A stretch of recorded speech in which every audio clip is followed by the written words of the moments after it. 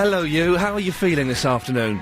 Pleased to meet you. And a lovely, big, warm thank you to Ms. Anna Rayburn for helping us to grow and to learn in the last couple of hours. Certainly excellent radio. It's must-listen radio. It's in my diary, and I like to listen to it and really get a lot from it. Today, I feel I owe you an apology, London.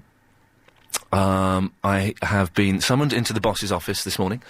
A complaint has come from Ofcom, which is the office for calling on me. I'm not sure exactly what the letter stands for. It's something along those lines. I don't quite know. I didn't bother to listen to that part. But it turns out that this show has been, over the past week, has been a little bit too rude. Now, it's not... How can I say this? I'm not in as much trouble as that would imply. And there is one way we can get out of it. Basically, we've been a little bit too rude to some of you, the callers, and just some of the listeners. We've been a little bit offensive in our language, in our tone, and in our way of presenting the show. I say our, I mean me. It's my fault. I'll take this one squarely on the chin. It's me. I've let you down. Now, we're allowed on the radio to be a little bit rude, a little bit near the knuckle, a little bit, naughty, but I've been a little bit too rude. So, we've struck a deal with the Office for Calling on Me, whatever it's called. I don't quite know what the letters were. I wasn't really paying attention. But we found a way, we struck a bargain, basically. If we're incredibly polite today, throughout the whole 3.5 hours, it means we can go back to being a little bit rude for the rest of the month. So it's kind of like a trial thing. But if we're overly polite today, then we compensate for our rudeness over the past couple of weeks. So, we've got some rules here, and, fingers crossed we can stick and work to them. We need to, all of us, includes callers, listeners, myself, Agent Chris and Helen behind the glass, we need to be exceptionally polite today. Agent Chris, when you answer the telephone to speak to our delightful caller, would you please be exceptionally polite to them? Yes. Thank you, sir. If you're not polite, or if you're borderline rude or offensive on the show today, I will ask you to leave the premises and put your phone down. Today, this may backfire. We're not going to cut any of the callers off, unless, of course, they do a nasty utterance and use indoor language. Then, of course, the laws of the land dictate we have to. Well, you're dumped automatically if you do a swear. It registers on a computer. You're cut off. We can't override that. But we will be asking all of our callers to leave the premises and put their phones down. We will not be cutting anyone off today. So please call up. We'll address each other. I'd like to be known as Mr. Lee today, or Sir. One of those two, and I will call you whatever you wish to be called. 0870 9090 973 is the telephone number if you wish to call and celebrate the magic of politeness. A little bit later on, we will be, slightly incongruous topic, but we will be applauding ugly people. But before we do that, let us go to Ms. Edwina in the High Wycombe. Good afternoon, Ms. Edwina. Good afternoon, Mr. Lee. Good afternoon, Ms. Edwina. I just feel that after that trailer, I want to give you a hug. Really? Yeah. Oh, that's very, very polite of you. No, it's not polite, it's genuine. Oh, it's genuine? Yes. Wow. I mean, if you were here, Yes. I was there, What? I would definitely give you a hug.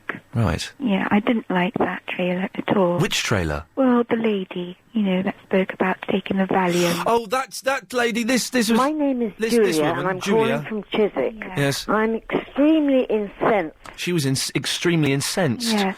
But, Ian, the Yes. reason for my call today... Ms. Edwina. Yes. Mr. Lee, please. Mr. Lee, Thank you. I do apologize. Appreciated. The reason for my call today, and Yes. this is rather spooky. Is it now? I was going to ring you today Yes. with the intention What? of challenging you to a pound bet. A pound bet? Yes. Wow. To see for the duration Yes. of 3 to 6:30. The show. 3.5 hours of your show. The show. If you Yes. could be polite Yes. to your listeners, Yes. your emailers, Yes. and your texters. Yes. Interesting. And if they are obnoxious to you, Yes. for you to say, well, thank you very much for listening to my show and Yes. for taking the time to call in. Yes. Thank you. Just say thank you for your call. So you're basically saying you were going to... you didn't know we were going to do this. You were going to call in the show Yeah. and challenge me to be polite and to Yeah. rise above the nastiness that I unfortunately receive in this privileged position. Yeah, Wow. and there you Wow. go Isn't that and spooky? preempt me and say that you were going to be polite today. I couldn't believe it. And there was me, just 40 minutes before the show, accusing Derek Cora of being a fraud. It turns out these things can genuinely happen. And it's, I'm not kidding you, it's absolutely true. Isn't that spooky? Absolutely amazing. Now, Edwina, I do get abusive texts, abusive phone calls, and abusive emails. How should I respond to them today on Polite Day? I just think bite your tongue. Yes. And just do not raise to debate, because No. I think half the problem is you are going Edwina, I'm so sorry to interrupt. I'm just going to have a sip of tea. Excuse me 1 second. Okay, sip it nicely, don't slurp it. Oh, well done, Mr. Thank you, Edwina. There you go, Ms. Edwina. Yes. Well- So don't rise to the bait. Don't rise to debate, Yes. because I think half, part of the problem could be that people are just trying to tempt you to rise to debate so you lose your cool. They're trying to rile me, aren't they? Yeah. And maybe sometimes as a headstrong young fool, I kind of go for that sometimes. Yeah, but you're very clever, you see, and Bless you. I'm sure most of it's all tongue-in-cheek. Bless you. You know, I mean, you nearly banned me once, but I didn't take offence. because Crazy. I just think you're very... Insanity. Edwina, listen, thank you very much for your telephone I call. hope you have a lovely afternoon. And I hope you have a lovely afternoon, and may we speak again very, very soon. Thank you, Mr. Lee. If I can ask you to put your phone down, thank you. Thank you. Bye. Bye-bye, bye-bye.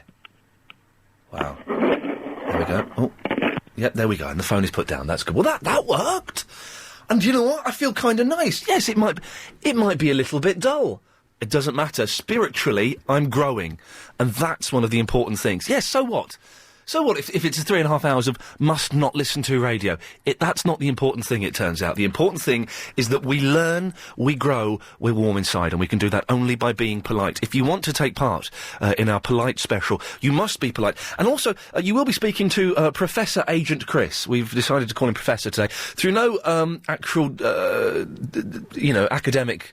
achievement. It's just we're being polite, and Professor, we think, is a very polite thing to call him. So Professor Agent Chris, if he is impolite to you on the telephone, it would not be rude for you to tell me that. That would not be grassing one up, which is rude. You're not grassing one up, you're politely informing me. 0870 90 90 973. Luis is on the A12. Luis. Hello there. Hello, Luis. Good afternoon to you. And to you. I just wanted to say, really, that I don't listen to your radio station very often, No, because I don't live in the London area, but every time I do come into the London area, Yes. I do turn you on, just for the fact that I just think you're so hilarious. Yes. And I think the reason why people listen to you is because of your bluntness, and you say it how it is. Are you referring to the radio station in general, or to myself, Iain Lee? To yourself. Oh, crikey. Well, this is going to... I fear today may be... must not listen to radio then, because I'm not going to be rude to anyone at all. I'm going to cut none of the rude callers off, and I'm going to listen to their points, and I'm really going to try and see the positive aspects. That sounds good to me. May I ask, Miss Louise, whereabouts you are from? I actually come from Ipswich. Ipswich. And why do you come down to London so regularly? Just because I work there. Yes. Hang on a second. Okay. Just because I work in the... Sorry, may I ask what you were doing then, or...? Sorry, I just picked you up because I was just pulling over. You just picked me up. I think the police have made that illegal today. No, I pulled over now. Okay, no, sorry, I was talking about hookers. Oh, all right. You've got to be polite to me too. I'm being very polite to you. I'm sorry if you were offended by the use of the term hookers. No, I meant, don't of get course. offended about much at all. I meant prozzies. Okay, so so you come down to London regularly, and this is that you don't bother with Capital, which is the obvious choice, or BBC London, any of those things. You come to LBC 97.3. Yes, I do. And may I ask why? Apart from my James Bluntness, why else do you tune into this radio station? Just because every time I've listened to you, you've been talking about different points about things that are in the news. And just that it just On the makes me show. laugh. Yes. Every time the callers phone up, and sometimes some of the callers are Insane in the membrane, insane in the brain. insane in the brain. What was the favourite news story you've heard discussed on this show by me? I think it was the guy the other day talking about the Muslims saying that they weren't allowed to have gay people in their religion, and the guy phoning up. I remember that discussion, and it did get very, very heated. One of my favourite shows, and in fact, I was listening to that on audio cassette last night. We've archived it, and it may be arrogant of me, but I do listen to my favourite shows of me when I get home. Louise, we're about to go to speak to Simon Bennett in the Travel. May I ask you, bid you a fond farewell and ask you to put your phone down now, please? Thank you. Take care, Louise. Bye. Bye-bye. I did. Yes, there we go. I did enjoy that discussion we had on the gay Muslims and how it's frowned upon in the religion. One of the best. With that, we move swiftly to the LBC 97.3 Travel Centre. We speak to Mr. Simon Bennett. Thank you kindly, Mr. Lee. We turn our attention to... Be polite today because I've been told off by the boss and by the Ofcom awards ceremony team for being very rude. We can counterbalance this and I can keep my broadcasting licence by being overtly polite today. So we're going to be incredibly polite. Today I'm Mr. Lee, sir, whatever you wish to address me as. You'll be speaking to Agent Chris, Professor Agent Chris, when you call in. If he's in any way rude to you, would you please let me know, just so we can make sure everything is covered and fairly balanced. If you want to take part and be polite, maybe you're normally, like myself, a gobby, rude little so-and-so. Could you call in and try and be polite to me today? Have a go. It feels weird, it feels dull, it feels boring, but it feels... something good is happening to me. 0870 9090 973 is the telephone number. If you want to take part in this cleansing, this polite cleansing that we're taking back, you can email as well. I do have quite a few emails coming in that I shall read out shortly. It's Iain, I-A-I-N, @lbc.co.uk. Maybe you're normally a very polite person anyway. Maybe you hate this radio show. It's understandable. It's not very good. And you were about to switch off, but you've decided to give me one more chance today. Am I winning you round, or am I losing you? 0870 9090 973 is the telephone number. Jonathan in the Putney has been kind enough to give us a call. Mr. Jonathan, sir, how are you? Good afternoon, Mr. Lee, sir. I'm very well, thank you very much, on this wonderful afternoon. Good afternoon to you, Mr. Jonathan, sir, in the lovely Putney. And may I say, Putney is one of my favourite places beginning with a P. Well, actually, I'm a van driver. Apart from the morning. Apart from the morning. And I move around a lot, Mr. Lee. Yes, awfully. I drive around from place to place. Yes. And I was actually ringing because I was listening on your wonderful radio station, the Super News Bulletin, about people watching funny films and laughing, how good it is for their heart. Yes. So I would imagine tuning into your station, and particularly this wonderful programme, could benefit one's health. Yes. Well, we're not allowed, for legal reasons, to make any claims. For example, I can't say this show is a cure for shingles or for arthritis. I'm not allowed to make that claim. But I think deep down, Mr. Jonathan, we know the truth, don't we? I'm terribly sorry to have tried to make that claim. No, listen. I think we know. I don't want to say I've had an email from a man that was once lame but can now walk because of this show, but wink, wink, I shall say no more to you. I don't want to appear in court as a charlatan. Bless you, sir. Jonathan, Mr. Jonathan, are you normally a polite person? Because people in your trade, let's be honest, we assume that they stink of prawn cocktail crisps, they're rude, they're obnoxious, and they're always sticking up their fingers to other drivers. Well, is that the case for you? Actually, that is the case with some white van men, I have to say. Yes, but I've been driving for many years now and tend to try to respect other road users because I don't like being shouted at myself. No, it's unpleasant and it makes me cry. And so, exactly, and I don't like to be crying by the side of the road and sticking my fingers at people. I think that's awfully rude and impolite. But if you have to do it, then you have to do it. If you feel that the day we made better by sticking up two fingers to a single woman driving a Ford Fiesta, then you have to do that, Mr. Jonathan, don't you? I have been forced into, on the odd occasion, of making such unfortunate gestures. But as you can imagine, sometimes one gets awfully frustrated driving around these wonderful Isn't it funny how we're being polite, and that's fair enough, but we're both speaking a little bit posher than we normally do. I'd imagine that you normally speak like a Cockney sewer, but you're speaking using... Cornish. A Kerno. Yeah, Kerno boy. Kerno. Do you want Cornwall to become independent? Oh, yes, definitely. And so it shall one day, my friend. So it shall. But Jonathan, I feel we've reached the end of the phone call. Very much. Thank you very much for speaking to me. Take care. Bye-bye. Cheerio. Bye-bye. There we go, he's ended the call. That's it. We're not cutting anyone off today, by the way. Unless, of course, if you utter a swear or something like that, then the override computer kicks in, I'm afraid, and you will be dumped automatically. We've tried to turn that computer off, but I'm afraid we couldn't do that. So we're asking everyone to end their own phone calls. And it seems to be working. For the first 21 minutes of the show, it seems to be working pretty darn fine. We're being polite today to make up for the rudeness. And if I've been rude to you in the past few months, and you feel that you've been slighted, you feel that... I've ruined your day, I've ruined your LBC listening experience. Would you give me a call? I'll apologise to you. I'll make no bones about that. 0870 9090 973. Are you normally a rude person? Are you finding this being polite a little bit of a chore? I'm quite enjoying it. I am finding it a little bit dull. It seems that being rude is a little bit more exciting, but... Warren is in the Northwood. Good afternoon, Mr. Warren. A very, very warm and good afternoon to you, Mr. Iain Lee. A warm and a good afternoon to you. Etiquette has been defined as a code of law which binds society together. Mr. Warren, sorry to interrupt. May I just say congratulations on your voice breaking at last. Well done, you, sir. Are you being rude? No, not at all. Your voice seems to be slightly deeper than... Yes. Thank you very much. Pleasure. Thank you. And is viewless as the wind and yet exercising a vast influence upon the well-being of mankind. Yes. Yes. I wanted to really, really say how deeply sorry and I apologise from the bottom of my heart for every rude email, text message and verbal exchange I've had with you on the air. Warren, may I... forgiveness. Your forgiveness is granted, and if I've in any way been rude or inappropriate to you in some of the suggestions I've made off-air via the email, I apologise as well.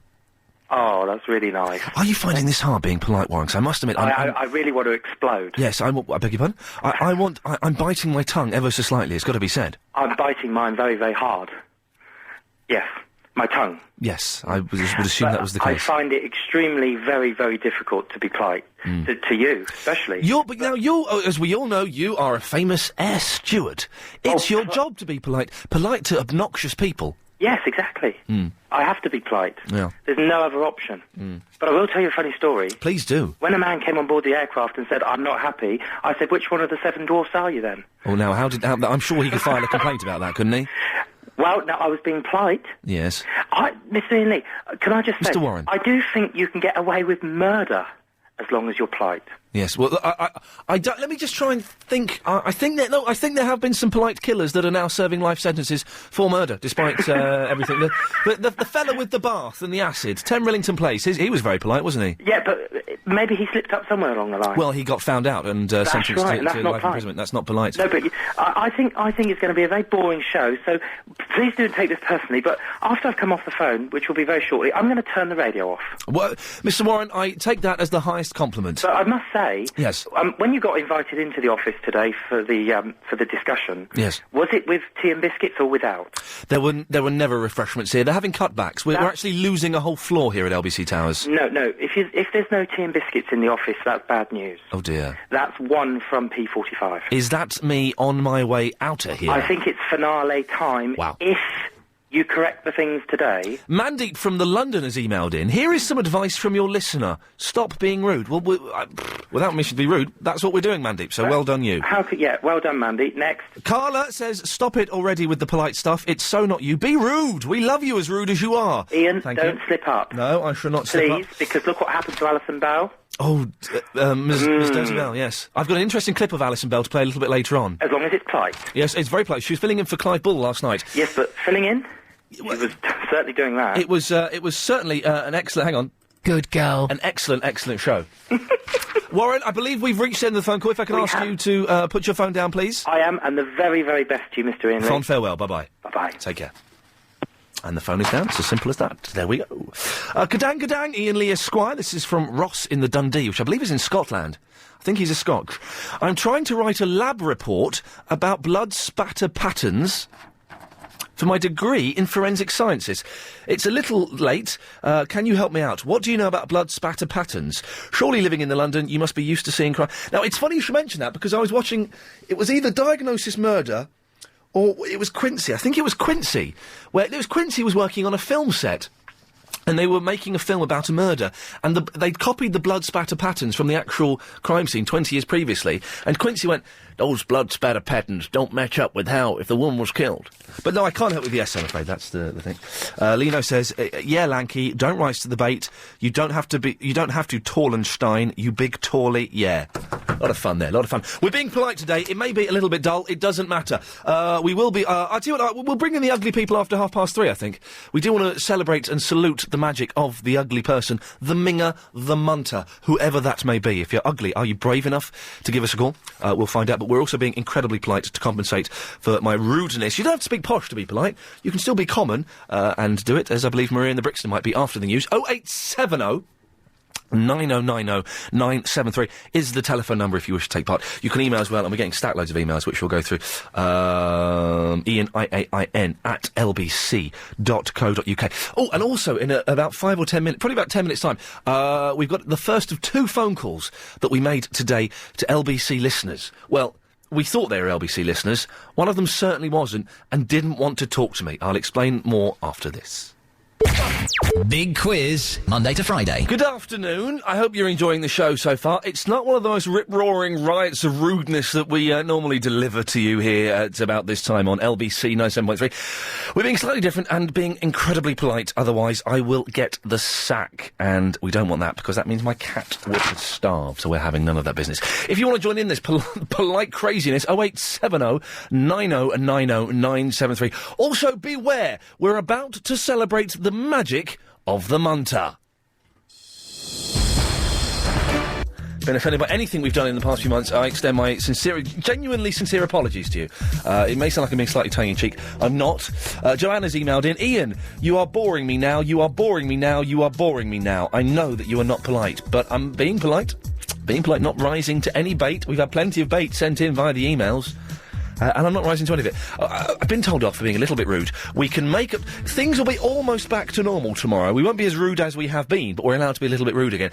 But as long as today is an incredibly polite day. You may have noticed, this is not the normal way that I react or behave or speak or anything. If you've got any tips on how I could be polite as well, that would be very, very handy. 0870 90 90 973 is the telephone number if you want to give me a call.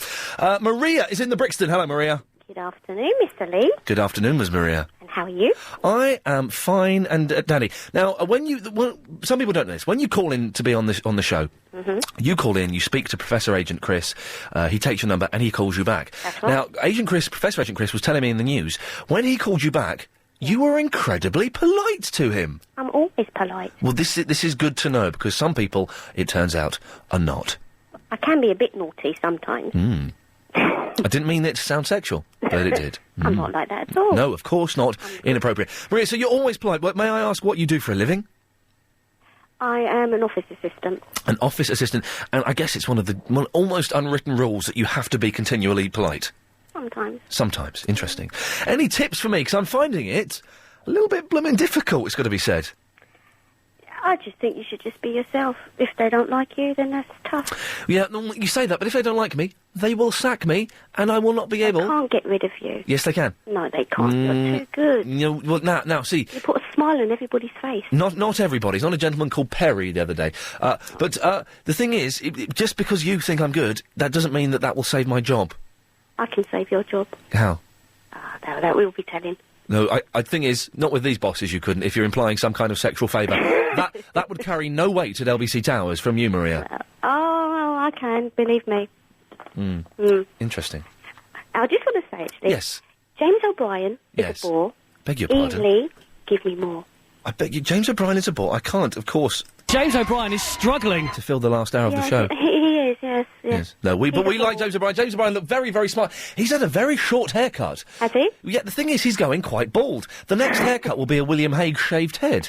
Oh, he's soon going to be a daddy, isn't he? Apparently so, although I've yet to see a pregnant woman in his company, so I don't know whether he's making up just to get attention, as some men do these days. Probably, bless him. Maria, I feel unless you have another point, I feel we've reached the end of the conversation. OK, then we'll take care. Take care, and you have a wonderful, wonderful afternoon. And you. If I may ask you to put your phone down, please. Thank you, bye-bye. Bye-bye. We're not cutting anybody off today, because that would be bad manners. If you do a swear, though, a swear...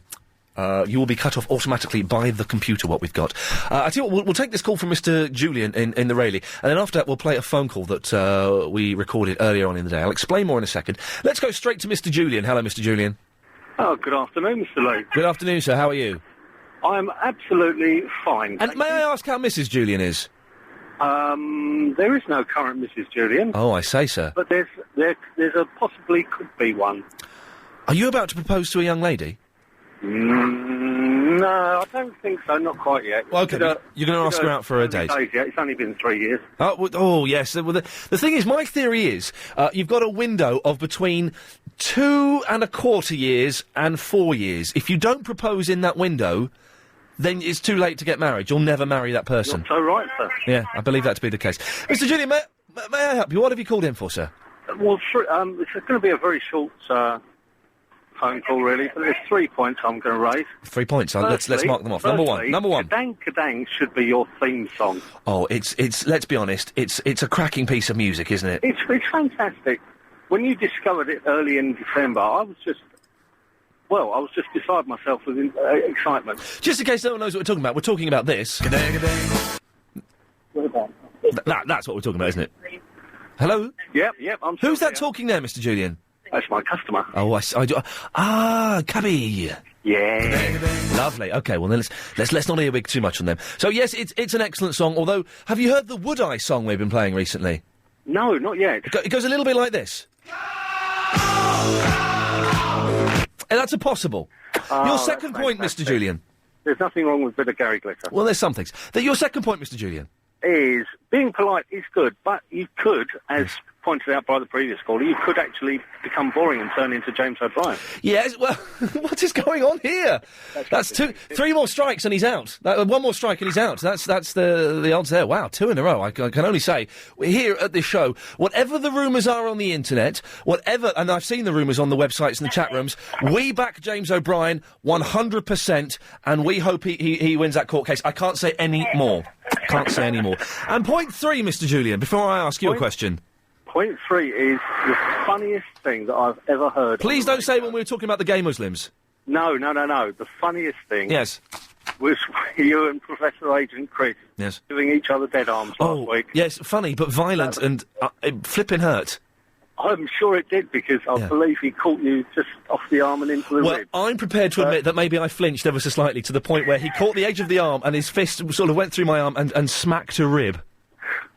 And excuse my bad language, it blooming well hurt. I'm sure. Mr. Julian, can I ask you a question? This is something we were going to discuss earlier, but we're bringing it up now. Go on. And this is not a rude question, although it may sound like it on first listen. No, that's fine. Are you ugly? No. You're not ugly. What do you think makes some people ugly? Oh. What's the difference between being ugly and being attractive? Oh, no, it can't be ugly or attractive. You can be in the middle. Whoa, hang on a second. Sort of okay. Yes. I would say... Are you aware of Sarah Beanie that presents The Property Ladder? Yes, I've seen that. I would say that she is beautiful. She's not in the middle. I would say... she's definitely not in the middle. No. Yes, anyway... Mr. Julian, thank you. There are other people that are in the middle. OK, I'll tell you an ugly person. An ugly person, see what you think. Dean Gaffney. Yes, he's borderline ugly. Oh, you're being proper polite today, aren't you, Mr. Julian? Yeah, well, I've got to be. The thing about the ugly person is that beautiful people wouldn't seem so beautiful without ugly people to compare them to. So I think today we should salute the magic of munters. Right, OK, here's a question. If you had to change one facial feature, what would it be? On me? Yeah. Would you, have a nose job or, Botox in your lips? I wouldn't have such a long, skinny face, I think. Really? It's quite... My face is a little bit like a foot. Oh, right. Like a big foot. OK, well, I've got a nose bit like Concord, but apart from that, it's not too bad. What, it's been decommissioned 5 years ago? Unbelievable. Mr. Julian, I feel we've reached the end of the phone call. May I wish you a good afternoon and ask you to end the phone call? I will bid you a good afternoon too, Mr. Take care. Lots of love. Carry on the good work. Bye-bye. Bye-bye for now. Bye-bye. And he's gone. We're not cutting anybody off today. And it's working better than I thought. No one's hanging around, hijacking the show. Mr. Bryan in the caterum. Mr. Lee, good afternoon. May we speak to you in a second? There's a little bit of business I need to do. Would you mind holding? Certainly, Mr. Thank you so much. Thank you so much. Very much. We're being very polite today, and we're also celebrating the magic of the munter. We'll discuss that a little bit later. If you're what makes someone ugly and makes someone beautiful? What's the difference? And can you name... I've got some people here who I think are very ugly. I'll read 2 of the names off. Philip Schofield and Kerry Katona. They are 2 ugly people. Without them, beautiful people wouldn't seem so beautiful. Who is ugly? Who is beautiful? And can anyone phone up and confess to being a bit of a munter? Now, we've been asking you to email in phone numbers of friends, relatives that you think would like to receive a live, direct phone call from me, Iain Lee, formerly of the telly, now just on local radio. It's not a problem. I can deal with that.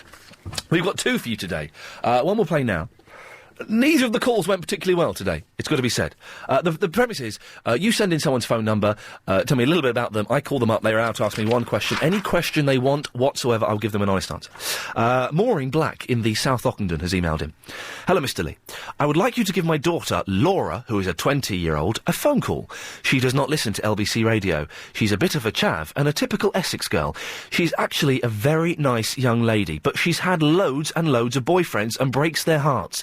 It would be nice if someone could stand her up. She has an excellent sense of humour. That's the important bit. She has an excellent sense of humour. This is what happened when I called Laura up about an hour ago.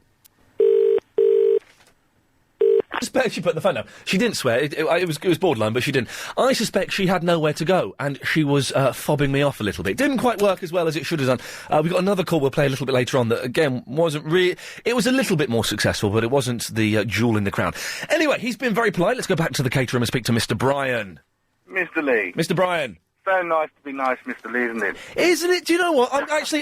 It's like putting on a shoe that's a little bit too tight, but the shoe is beginning to stretch around my rude foot, and I'm feeling quite good being polite. It's like being something that we're not really, isn't it? It is. I can do this. It's easy. I couldn't do it forever. Are you normally a very rude man? I normally do tell it how it is, yes. Yes. Well, there's nothing wrong with that, though. Well, there's nothing wrong with it unless you break someone's heart. Well, exactly, yes. And being as ugly as I am... Oh, well, you're killing two birds with just the one rock. Are you an ugly man? I'm joking. Okay. What do you think makes someone ugly? Well, we'll start from the top. Yes. Hair. Yes, ugly hair. Hair. Well, no hair. No hair. Bald people are ugly? Well, wow. Bald people are ugly. I'm going to write down a list of things that make people ugly. So you're saying that no hair makes you ugly? I don't think it helps. Okay. Anything else that makes you ugly? The nose. Yeah.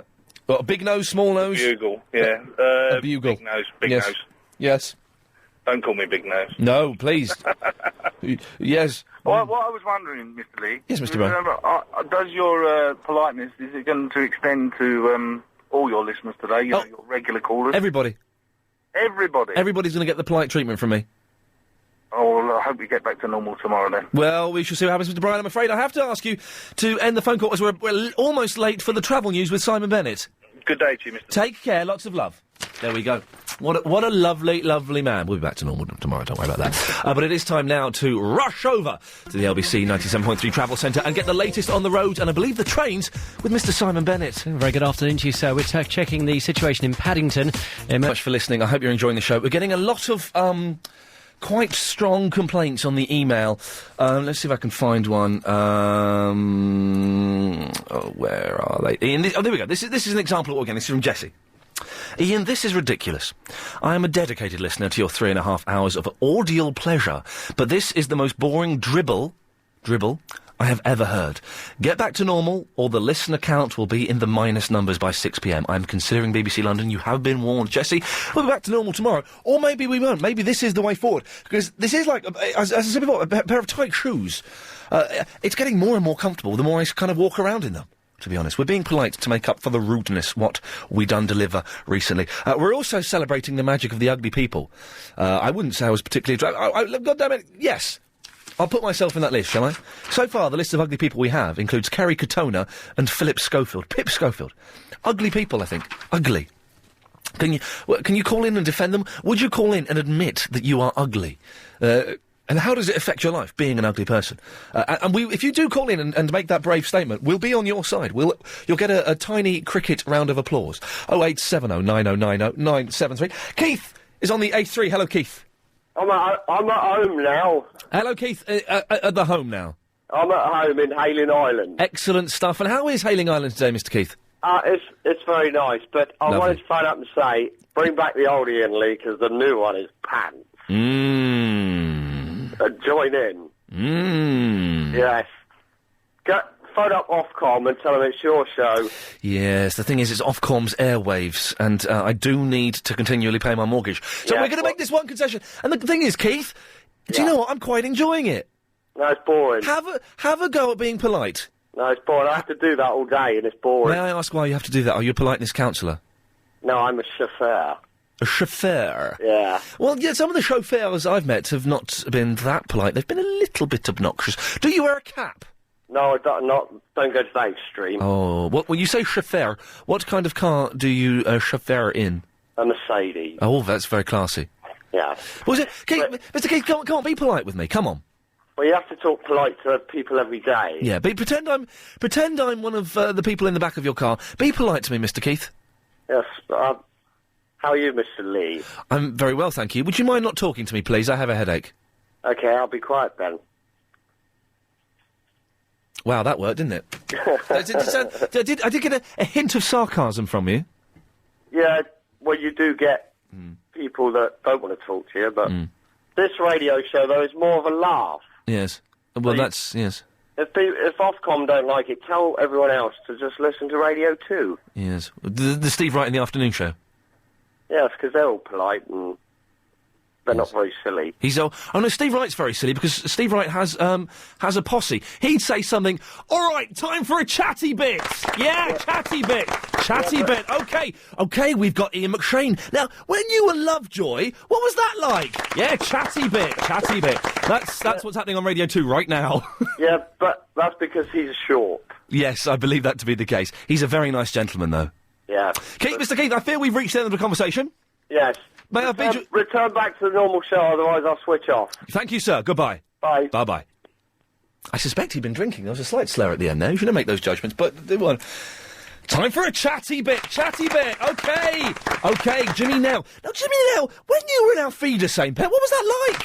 Excellent. Factoids. Sherelle. This is quite good, isn't it? Well, there we go. Sherelle is in the Croydon. Hello, Sherelle. Hello, Ian. How are you? Have you got any factoids for me? Any what, sir? Factoids. No, I don't. I'm totally brain dead. I'm just outside my daughter's school trying to wait for her to come out. You're trying to wait for her to come out? Yeah. What's the effort? Well, because I'm excited because I've got through to speak to you. Oh, that has made my day. Made my day. Sherelle, are you normally a polite person, or are you a little bit of I nearly swore then. I said a gob, LBC. A rude so-and-so. No, I'm normally polite. Yes. I try to be anyway. Yes, you sound the sort. Well, listen. Hello. My daughters have been trying to get through to you for weeks and weeks and weeks and weeks and weeks. Yes. And I just wanted to find out whether you could apologise to them and just say sorry that, they haven't been able to speak with you. Their names are, please? Paris. Paris, after the famous heiress... Hilton, who made the mucky video. Yes, Paris. Yeah. Yeah. And Soraya. Surveyor. Surveyor, as in chartered. Chartered surveyor, no. As in, it's a form of the word Sarah. Soraya. You've gone quiet. I'm being polite. Confused? I'm being polite. She's listening, so just please. No, it's not her that. It's not her that named herself. Paris and Soraya. It's you that named them, so it's your fault. Paris and Soraya, may I apologise on behalf of myself, Agent Chris, and everybody here at LBC Towers for not letting you get on the radio, and for that I can only offer my sincerest apologies. Oh, you're a darling. Bless Thank you. you very much. You've made their day. Thank you very much. Sherelle, may I ask? Yeah. Are you ugly? No. Who we're celebrating the magic of the ugly person today. Who do you think is ugly? Give me a name to add to our... So far on our ugly list, we have Kerry Katona and Philip Schofield. Dale Winton. Oh, Dale Winton is going on the list. He's definitely ugly, isn't he? Yeah, he's not very nice. What do you think makes someone ugly and what makes them beautiful? I think, their personality. Oh, no, of course it doesn't. That's nonsense. Yeah, I think The Elephant... I've seen the film The Elephant Man. He had a fantastic personality, but he was ugly, wasn't he? Yeah, but he got someone to fall in love with him, didn't he? Yeah, by tricking them and wearing a bag on his head. I've seen the film, Sherelle. No, the personality thing, I'm not buying that. No, I think so. And also, I think a big chin makes them ugly. It's symmetry. If you're not very symmetric, I think you're quite ugly. So, like, if you've got one eye that's up and one eye that's down. A wonky face. Yeah. Like Mr. Potato Head. Yes.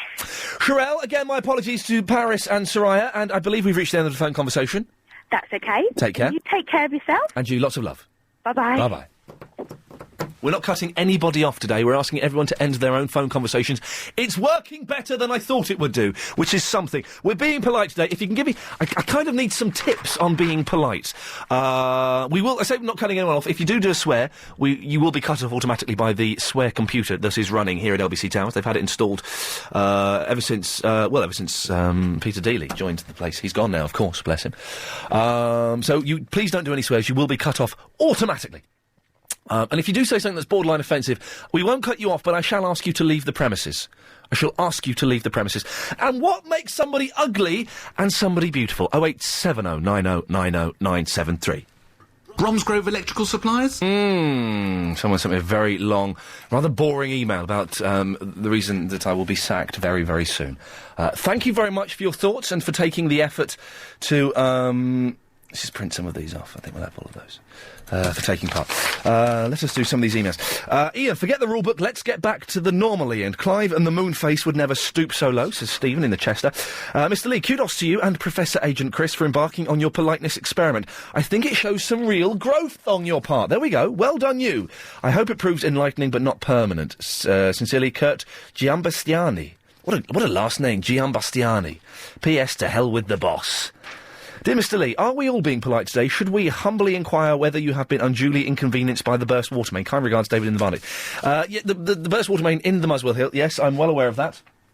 And I had to make a slight detour t'other night to get round it. Sherry is in the Woodford. Good afternoon to you, Miss Sherry. Hello, Iain. Good afternoon. I'm very, very well, thank you. It's Mr. Lee, but thank you. Yes, the Iain, Mr. Lee. Mr. Lee, thank you, sir. Iain, I don't like you being nice. Why not, sir? Because you're like every other radio presenter if you're nice. Really? Yeah, you don't want to be doing that. You'd like me to be a little bit ruder? Yeah. Thing is, if I'm... It makes you different, Iain. But there are other rude presenters. Who? Valen. Valen. Valen who? Steve Valen. Oh, Steve Allen. Steve Allen, yes. No, we're talking about other radio stations. Oh, other radio stations. There's the obnoxious, rotund, sweaty tub of lard that is Christopher Moyles. Oh, no, he's not. Awful, isn't he? He tries to be nice. No, he tries to be entertaining. He's not. You've got to put him on your list. He's definitely a munter. Let's put Chris Moyles. Yeah, what makes somebody ugly, do you think, Miss Sherry? Well... Are you ugly? No, I've been told I'm not, no. By whom? By loads of people. OK, and they wouldn't be saying that just to be polite, would they? No, I don't think so. No. Too many people have said I'm attractive. Oh, so you're actually attractive? I think, yes. So people tell me. Well, so they tell me a lot of things, but I don't believe a word of it. What makes people attractive and ugly? What makes people... Well, I think personality, though. Oh, no, Sherry, we've had that with the Elephant Man. That doesn't count. What makes people... Well, good looks make people attractive. Well, let's put that down, OK. Things that make people beautiful are good looks. Good figure, good personality. Not putting that down. I'm afraid that looks sort of make people... OK, so far, things that make you ugly are no hair, a big nose and a big chin. Yeah, and Wayne Rooney. And Wayne Rooney can go on the list of munters. Oh, yeah, he's a munter. Although I think that Colleen McLaughlin is quite fit. Yes, I do as well. Yeah, but she's got the voice... She's too fit for him. Definitely, but he's a multimillionaire. She's got the voice of a Scouse foghorn. Yeah, but would she look at him if he was a dustman? Well, she did look at him when he wasn't a famous footballer. Yeah, but he was becoming a famous footballer. Yeah, that's true. Yeah, that's true. So, Sherry, are you normally quite polite? Yes, because I have to be. May I ask why? Because I want to be. Are you a lady police officer? No. I'm an office manager. You're a what?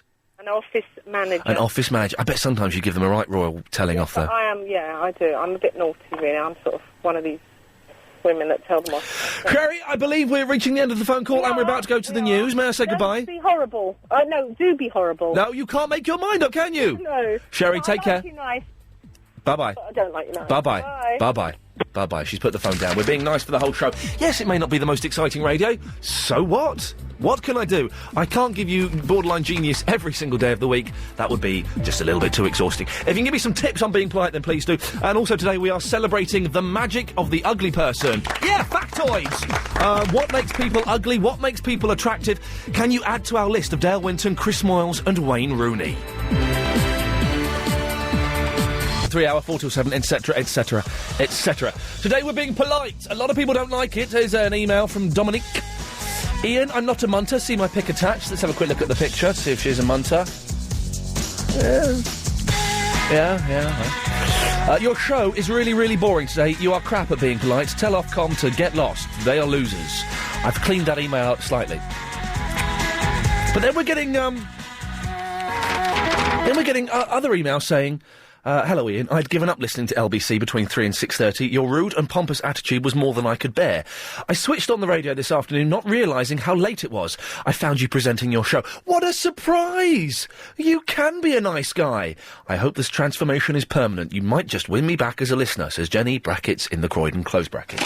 So we're getting mix and match, you know. Some people are loving it, some people absolutely hating it. You can't... It turns out, you can please... Hang on. You can please some of the people for a while, but all of the people, it would be inappropriate to to take them out. It'd be too expensive. I can't remember this exact saying, but it's something about you can't, you know, not everyone is going to be happy with what you do. We've been very rude recently. It's probably only for today, although we may carry it over for the rest. We may change the style of the show to include this being polite, because I'm starting to like it now. I think I was a little bit over the top at the start of the show, but I'm starting to relax, and I'm kind of digging this being polite. I think it works quite well. I think it's a lot nicer. Spiritually, it's got to be better for you, isn't it? Hasn't it? 08709090973. Also, we are celebrating ugly people today.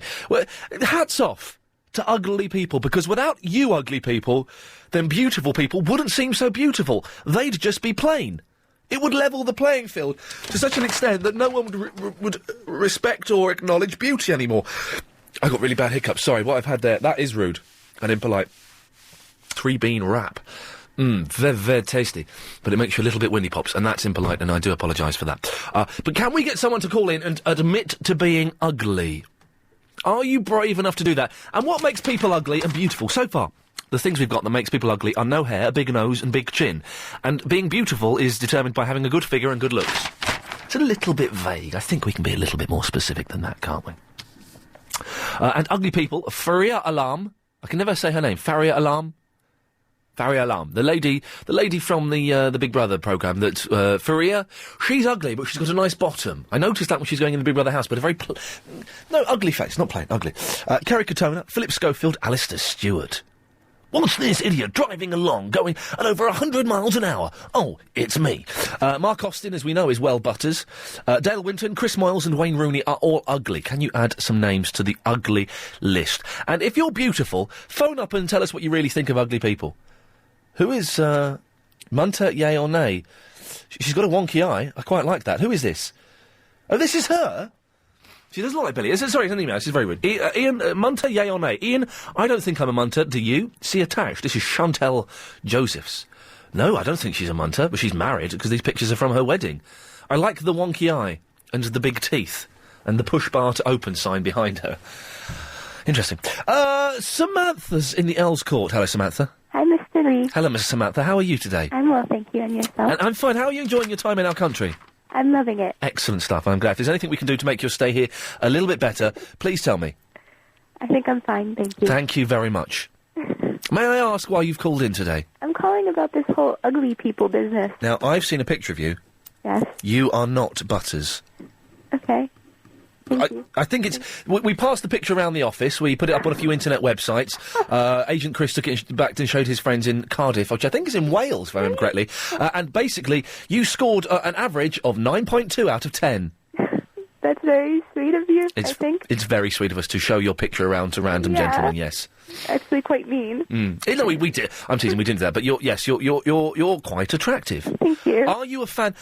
Do you find yourself, as a beautiful person, hanging out with ugly people, or do you just hang out with beautiful people? Okay, first of all. Yes. I think that everyone's ugly to someone and everyone's beautiful to someone. No, you're wrong there. I am not wrong there. I'm sorry to disagree, but there are... Okay, let's find someone who's beautiful to everyone. Princess Diana, Lady Di, she was beautiful to everyone. But... Are you going to slag off our dead princess? No, be very careful. No. Spat on the screen there. Hang on, let me get that off. There we go. Yes, okay. She had a beautiful personality. Beautiful face. Beautiful face. Okay. Everyone... No one found Lady Di ugly. Well, have you polled the whole world? Beg your pardon? Have you polled? No, but I'm having a good go. Yes, no, we can put that out. Let's put that out then. Did anyone out there find Lady Di ugly? And be careful what you say. Off with your head. I'm not saying that I found her ugly. I think she's a very beautiful woman. She certainly was. But I'm just saying, I think everyone, everyone is ugly to someone and everyone's beautiful to someone. And I do think personality kicks in. Who's the woman from Heart to Heart? Who? The woman from Heart, Stephanie Powers? I have no idea. Everyone found Stephanie Powers beautiful. Everyone did. Even Freeway. You can't say everyone. Yes, you can. There are no absolutes. There is an absolute. Absolutely everyone found Stephanie Powers attractive. No. Yes. I don't know. I don't think so. I don't even know who she is. Jason, in the Rains Park, did you find Stephanie Powers attractive? No. See? All right. Well, I think Jason's just being obtuse. Hang on a second. Jason, did you find Lady Di attractive? Yes. There we go. You see. Okay, there's the absolute. Let's forget Stephanie Powers. We'll come back to Jason in a minute. There we go, Samantha. Everyone found Lady Di attractive. But you're 50% wrong there, so I'm right. That I don't quite understand your American statistics, but your billion is different to our billion, so we'll... anything else? We've only got... we've got 55 seconds left before I have to go to a break. I think I'm pretty good, thank you. Okay, I think you're excellent. Thank you very much for calling. Bye. Take care, bye-bye. Bye. Bye-bye. There we go. We're not cutting anybody off. We're asking them to end their own phone calls. And thank you for respecting that. Someone could, technically... Shall I mention this on the air? I will, because I trust you. Someone could technically take this show hostage today by refusing to put their phone down. No one's done that. And thank you very much. We're being polite. And what makes people ugly? Jason in the Rains Park?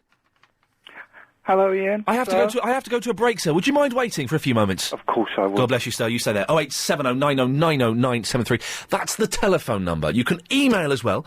Iain, IAIN, @lbc.co.uk. Will anybody have the guts to call in and admit to being ugly? And did anybody find Lady Di unattractive? Surely that's impossible. The most beautiful, most desirable princess in the world? Ugly? I don't think so. More of your calls after this. If you've never invested in property, if you'd like to be a successful property investor, but don't know where to... All the texts that I've not read, I can't be bothered, I don't really like text, but there is one I will read today, from Oliver. Diana is well hot. We should make a reviving potion. Now, that is wrong on so many levels. So many levels. Hey, listen. This is very, very important. I'm doing my duty here as a polite presenter. London's LBC 97.3 FM. London's broadcasting company. It's always strange, that.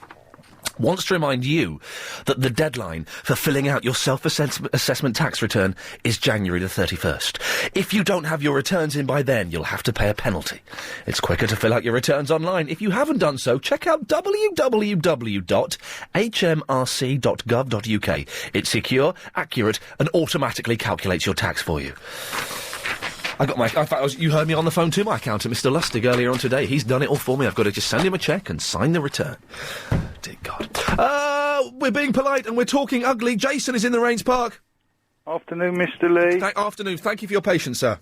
Made me feel very sad now mentioning the Archangel of Darkness and how much we've got to give them. Isn't it a terrifying thing? The thing is, get that out of the way and then it's February. That's the point. And then I've got a VAT bill. Yes, never mind. Never mind. It all goes to hospitals and bus stops, and we can't argue with those. Excellent. I think today you are the font of all knowledge and the sage of all that is holy. Well, God bless you, sir, and you're correct, yes. I thought I would be. Yes. And also, yes. Would you be sipping, I should say, rather than slurping? Today I'm having... I've got some tea here, hang on. Can you do an Elephant Man with the slurps? With the Smurfs? I'm not an animal. I'm a human being. Hang on 1 second. I think I can hear the computer. Hang on. The computer's kicking in. Yeah, offensive. Now that's Jason. Offensive. I'm afraid you've set up the Nick Ferrari offensive alarm. That's offensive. I'm afraid I have to ask you to leave the premises, Jason. Bye-bye, Jason. Thank you. Bye-bye. Put the phone down, Jason. He's gone. Offensive. He's gone. He's gone. I think the alarm that stops itself. Does it? Yes, it does. There we go. Wow. But it worked well. The alarm kicked in and he did the decent thing. God bless you for that. Thank you. Tony is in the Purley. Hello, Tony. Good afternoon, Mr. Lee. Good afternoon, Miss Tony. I rang up about this ugly issue. Do ladies mind being called Ms? Because it's a bit of a made-up nothing word, isn't it, Ms? I'd prefer to be called Miss rather than Ms. Miss, there's something... please don't take this the wrong way. Miss Tony. because it sounds like a boy's name. It's actually Tanai, but it's easier to say Tony. It's Tanai? Tanai. Tonight. Yeah. That was a song by the Backstreet Boys, wasn't it? I don't know. I don't know what I'm talking about. Tonight I'm gonna rock it, tonight I'm gonna rock it, tonight I'm gonna rock it, tonight I'm gonna rock it tonight. Down, down, down, down, down, down, down, down, down, down, down, Spinal Tap, I think. Anyway, Miss Tony, what may I help for you? With the ugly issue, yes. I've got a couple I want to add. Is Sherry Blair. Oh, now, the thing is, I've said this before on the radio, so I don't mind saying it again. I quite fancy Sherry Blair because she's got a wonky mouth, and for some reason... It's wonky. Yeah, for some reason I find that quite sexy. I like slight imperfections, a slow eye, a wonky mouth, you know, I kind of like Sid that. James looking like a Shar-Pei puppy. Oh, we'll put Sid James on there. Definitely. I'm not going to allow Sherry Blair, just for my own personal perversion. And Jimmy Nail, he's got to go as Oh, well. Jimmy Nail as well, Butters, isn't he? He's such an ugly so-and-so, but... Crocodile shoes! Yeah, exactly. They would be prettier than himself. Tonight, are you ugly? No, I'm not. Are you sure? Yeah, absolutely. What makes somebody ugly? You see, when their face is lopsided, when there's not a lot of symmetry. Yeah, see, no, I quite like the wonky look. Oh. As with Sherry Blair. Counselling might be in order, eh? Yeah, I believe so. Miss Toner, I believe we've reached the end of the phone conversation. Lovely to speak to you. It's a pleasure to speak to you, and you take care. Hopefully we'll go back to being wonky tomorrow. Maybe we'll be able to be all over the place. God bless you. Bye. Bye-bye. Bye-bye. There we go, and the phone is put down, and it is replaced. Let me do some of these emails. I'm way behind on the emails. Lambda says, on the subject of ugly people, Elton John, yes, he's always been an odd man, but since the early 90s, he's been like a round potato, hasn't he? Sort of with a weird hair on his head. Anne in the Devon. Hello, handsome. Well, that's very polite. And then she's done what I believe is a winking face. It's a semicolon, a dash, and a closed bracket. I think that's the wink. 2 words for you. Gillian McKeith. Need I say more? It'll take more than colon cleansing to sort her out. She's the woman that looks at people's poo, isn't she, on You Are What You Eat? Just jotting her name down there. A lot of people suggested her. And Mr. Lino is emailed in to apologise for his obscene behaviour earlier on. Earlier today I sent you an email containing the words such as lanky, Taulenstein and Tawley. At the time it seemed like a good idea and in my brain very funny. On reading it out, it turned out it was none of those things. I'm ashamed and very, very ugly. Thanking you, Mr. Lino. Sheila's in the Cockfosters. Good afternoon, Sheila! Good afternoon, Mr. Lee. Good afternoon, Mrs. Sheila! And how are we today? We are very well! Good! Good! It was a pleasure. What was? Putting you on to hear that you're going to be polite today. Yes, I feel it is only... it's the minimum I can do to save my position. Oh, it's wonderful. I see you in a different light now. Yes, I see. What colour light do you see me in now? Oh, a very lovely hazy pink. A hazy pink light. I like it. Sheila, have you got a factoid for us? A what? We're factoids. We're looking for our listeners to steal factoids from the Steve Wright Show and then tell us what they are, 'cause it's a blooming good feature. What is that? A facto? A factoid. What is that? Steve Wright's been doing it for the last 25 years. I don't know what it is. Okay, hang on, let me think of a factoid I can do to give an example. Okay, here we go. Okay, factoid, yeah! Okay, did you know that fish live underwater? Yeah, I know, it's true, it's a factoid, it's true. Have you got a factoid for us, Sheila? No. Oh. No, I'm sorry I haven't. That's okay. Like Steve Wright. The next time you call in, and I know you're a regular caller, would you mind having a factoid for us? All right, then. Thank you. What may I do for you, Sheila? Well, that was me. You see, I work in a school. Oh, dear. 2 hours a day. 2 hours a day? And the children are very, very, very rude. You're not a dinner lady, are you? Oh, no, I'm an assistant in all over the school. For only 2 hours, though? Only just for lunchtime. No, well, are you one of the ladies that stands out in the playground and makes sure the little children... Right, in the common room. What do they call that position nowadays, then? I'm a supervisor. Supervisor of youngsters. Well done, you. It's a nice posh word. Well done, you. And are they rude to you? How old are these, They're 11 to 18. Oh. And they are the worst. Hate them. They are the worst. They're the future, I believe. Yeah, isn't it sad? Isn't it just? Makes you weep. Isn't it sad? Makes you weep blood. I wonder what some of these parents are like. Horrible drunks. You're joking, but I'm not. No, neither am I, Sheila. I'm not today. I'm being serious. Oh, right. This is the real me. I see some of the parents in the local shops and supermarkets. Yes. Of some of these children buying who are real fags, drinking booze, smelling, stealing, swearing, spitting, working there. Awful. It's true. I know, I'm agreeing with you. Why are you taking this as insincerity? This is the real me. Oh, please. Bless you. Now, you were talking about handsome or good-looking people. Yes. Now, look, you can get the most handsome man. Yes. Or the most beautiful woman. And if they've got a nasty character, they to me, start looking ugly. No. Whatever the shape of their face. Bet Lynch on Coronation Street. Remember Bet Lynch? Well, she was a bitch, but she was beautiful. A beautiful bitch. Oh, yes. Oh, she looks like a horse. Oh, a lovely horse that you'd certainly like to take out for a canter. Sheila, we're approaching the break. I have to say goodbye to you. Thank you very much. Would you please end the phone call and have a lovely afternoon? Thank you, and you. Take care. Bye-bye. Bye. Bye-bye. There we go. Wasn't that politely done? No, this, it's a personality makes someone beautiful. No, it's not. It's the face and it's the body. We know that's the truth. 0870 9090 973. We've had no phone calls either from people, anybody, man, woman or beast, that thinks that Lady Di was unattractive. Do you? Do you think that she was a little bit of a munter? I don't think so. It's impossible not to fancy Lady Di. If you did, give us a call, 0870 9090 973. Let's do some emails after this. I'm Gary King. What would you... Emails, Cassie and Michelle in Hendon, these are separate emails, both touch on the same subject. If you're being so nice, and we are being very polite today, does that mean that little Ben is allowed to call in today? Well, I don't encourage such behaviour, but it will be rude to cut somebody off. We're being polite, we're looking for factoids, you can just steal somebody else's feature, and we're celebrating ugly people.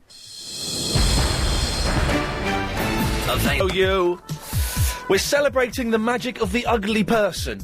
We may not get time to do that today, which is a shame. We can do it tomorrow, which is a shame. Sorry, I'm talking to Agent Chris there now. That was very rude. We're celebrating the magic of the ugly people today. What makes somebody ugly? The list of ugly people we've got so far are for Faria Alam, Kerry Katona, Philip Schofield, Alistair Stewart, Mark Austin, who is Well Butters, Dale Winton, Chris Moyles, Wayne Rooney, Sid James, Jimmy Nail, Elton John and Gillian McKeith. They are all ugly, ugly people. We've had very few people, apart from that very rude gentleman calling in earlier on, who we shall not mention again. Very few people have called in to admit to being ugly. What makes people ugly? 0870 9090 973. Jack is in the Orpington. Good afternoon, Mr. Jack. Good afternoon, Mr. Lee. What may I do for you, sir? Well, I'm just phoning up because... Sorry, I'm going to interrupt you. Sorry, may I just say, Agent Chris has written on my screen, Professor Agent Chris has written on my screen, that you called in to check when you'd be on the radio, but you are the politest caller he has spoken to all day. Well, I must say that Professor Agent Chris... is an extreme credit to his profession. Well done. Agent Chris, I hope you're paying attention to this. Well, you should be working, but you give yourself a pat on the back. Very nice gentleman. Isn't he lovely? Anyway, so you've called in. What can we do for you? Well, I'm very sorry, Mr. Lee, but I completely agree with your last caller that ugliness and what you would call beauty is really inside, not outside. It's a personality. You're wrong. Well, you see, I'm talking because I'm registered blind, which means I can't see whether someone's ugly or beautiful. Okay. Trust me, Bella Emberg is ugly. Trust me on that one. I know. Who that is. Well, she's... may I ask how old you are? I'm 18. Okay, no, you wouldn't have a flipping clue. Okay, let me try and think of a more recent, Kerry Katona. Never heard. Oh, man, this is... Okay, what... Name some famous people that you have heard of, and I'll tell you if they're ugly or attractive. You must have heard of some famous people. Oh, yeah, I've met... Vanessa Feltz. Oh, I know who she is. Yes, now, I think she's fit in a weird way, but she's ugly. But you see, Mr. Lee, everything really goes inside. Sorry? I mean, think about it. Think about someone could be extremely beautiful, yet then be extremely ugly inside. And that in some ways makes them even sexier. Well, I must admit that does. The nasty, beautiful woman who just spits in your face, then makes love to you, and then throws you out of the house again. There's something very exciting about that, young man. Have you ever considered seeing a psychologist, Mr. Lee? Yeah, once or twice. They're good fun, actually. It's a good... I think Freud might have something to say about that. I don't fancy my mother. Don't worry, I'm not having those dreams. That's not happening. But I take your point. Yes, the beauty and but I think it's even though you're blind, I think that beauty is a physical thing, and that you can have. I think you can differentiate. I think you can have attractive personalities, but the person can still be ugly. Yes, I would agree. Can we agree on that? Well, have we reached a compromise? Yeah, we'll agree to disagree. No. No, we won't. Can we say we've reached a compromise? I'll say that with you, yeah. Because I will not agree to disagree. I think that's a cop-out.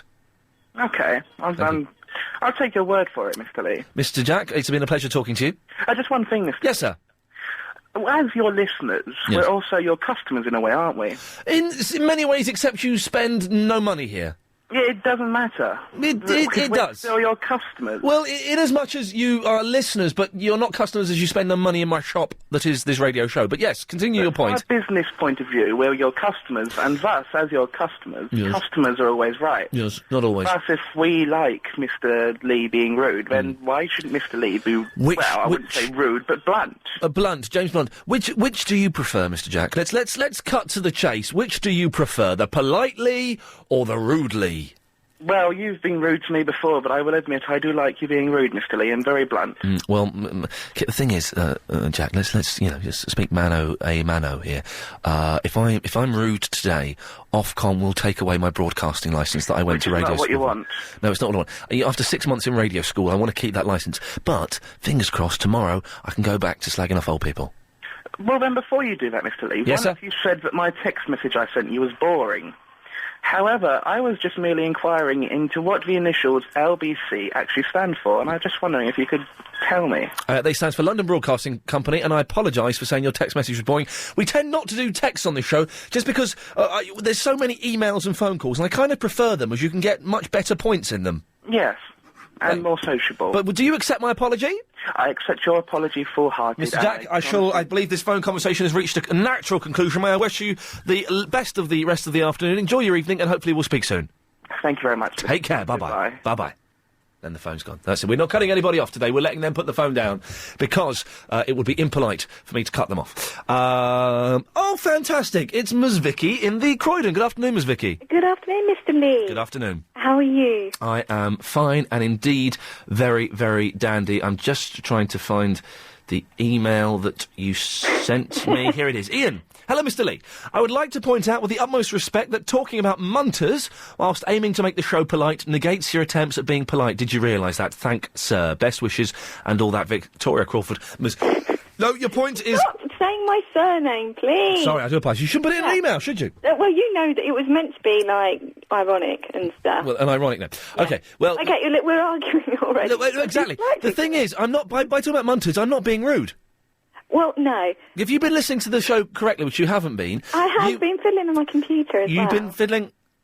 On my computer. On the computer. Well, you would know that we're applauding the munter. We're celebrating... I'm actually applauding the munter on my website as well. You're applauding a munter on the website? Yeah, there's a new thing going on my website. Yes, what's happening on chavyvicky.co.uk? Yeah, I haven't plugged it for a while. No. Basically, I'm having... You know, I get so many weird blokes emailing me. Iain, what's Chavy Vicky's website, please? I get so many weird blokes emailing the website. Wow. Yeah. So what's happening on there at the moment? Yeah, right. We've got the plug. Future X Factor now linked to my website. It's part of my website, and what you can do is you can post your pictures, and they can be rated and commented on as to whether or not they're suitable for being my future ex. Oh, for goodness sake, my phone always rings. You're boring me now.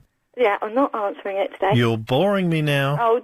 Oh, right, OK, I'll stop talking about it. And you're not being polite. I'm not doing anything. Me now. This is an automatic alarm system that's been set up by a computer. You're not being very polite. You're boring me now. Why not? I'm being very polite, Ms. Vicky. Miss Victoria. Miss Victoria? Yeah. That sounds a little bit kinky. You're boring me now. I'm not even doing anything here. Turn it off. I can't, it's an automatic alarm. That's not very nice. I'll hijack the show if you don't. You're boring me now. You're boring me now. I'm hijacking the show. No, hey, we're not having that, for goodness sakes. Now, are you ugly? No, I'm beautiful. I've seen your picture, I'll ask you again. Are you ugly? That's not very nice. You've been polite and nice to everyone. Oh, well, look, Gerald sent in a stroppy email. Gerald Poku. His last name is Poku. That's a strange last name, isn't it? P-O-K-U. Poku. It's like a Pokemon. From the Ishra. What gives you the right to call anyone ugly? Remember that what is ugly to you may not be ugly to another person. Yeah, right. I bet Gerald's ugly. I bet he is. I bet he's very ugly. Yeah, I bet. Miss Victoria, I'm coming to a break. I'm going to have to bid you a fond farewell. Oh, right, okay. Shall I put the phone down now? Yes, then, please, if you'd be so kind. Okay. Take all right, care. well, take care of yourself. Lots of love. And if there's anything I can do, Yes. give us a shout. Yes. And I'll happily do whatever you need, okay? Go and get shopping or stuff. Yeah? Okay. All right, Thanks. Bye-bye. I think that was a sexual come-on there, wasn't it? I don't think it's too disrespectful to say... I think that the implication... She said shopping. The implication was...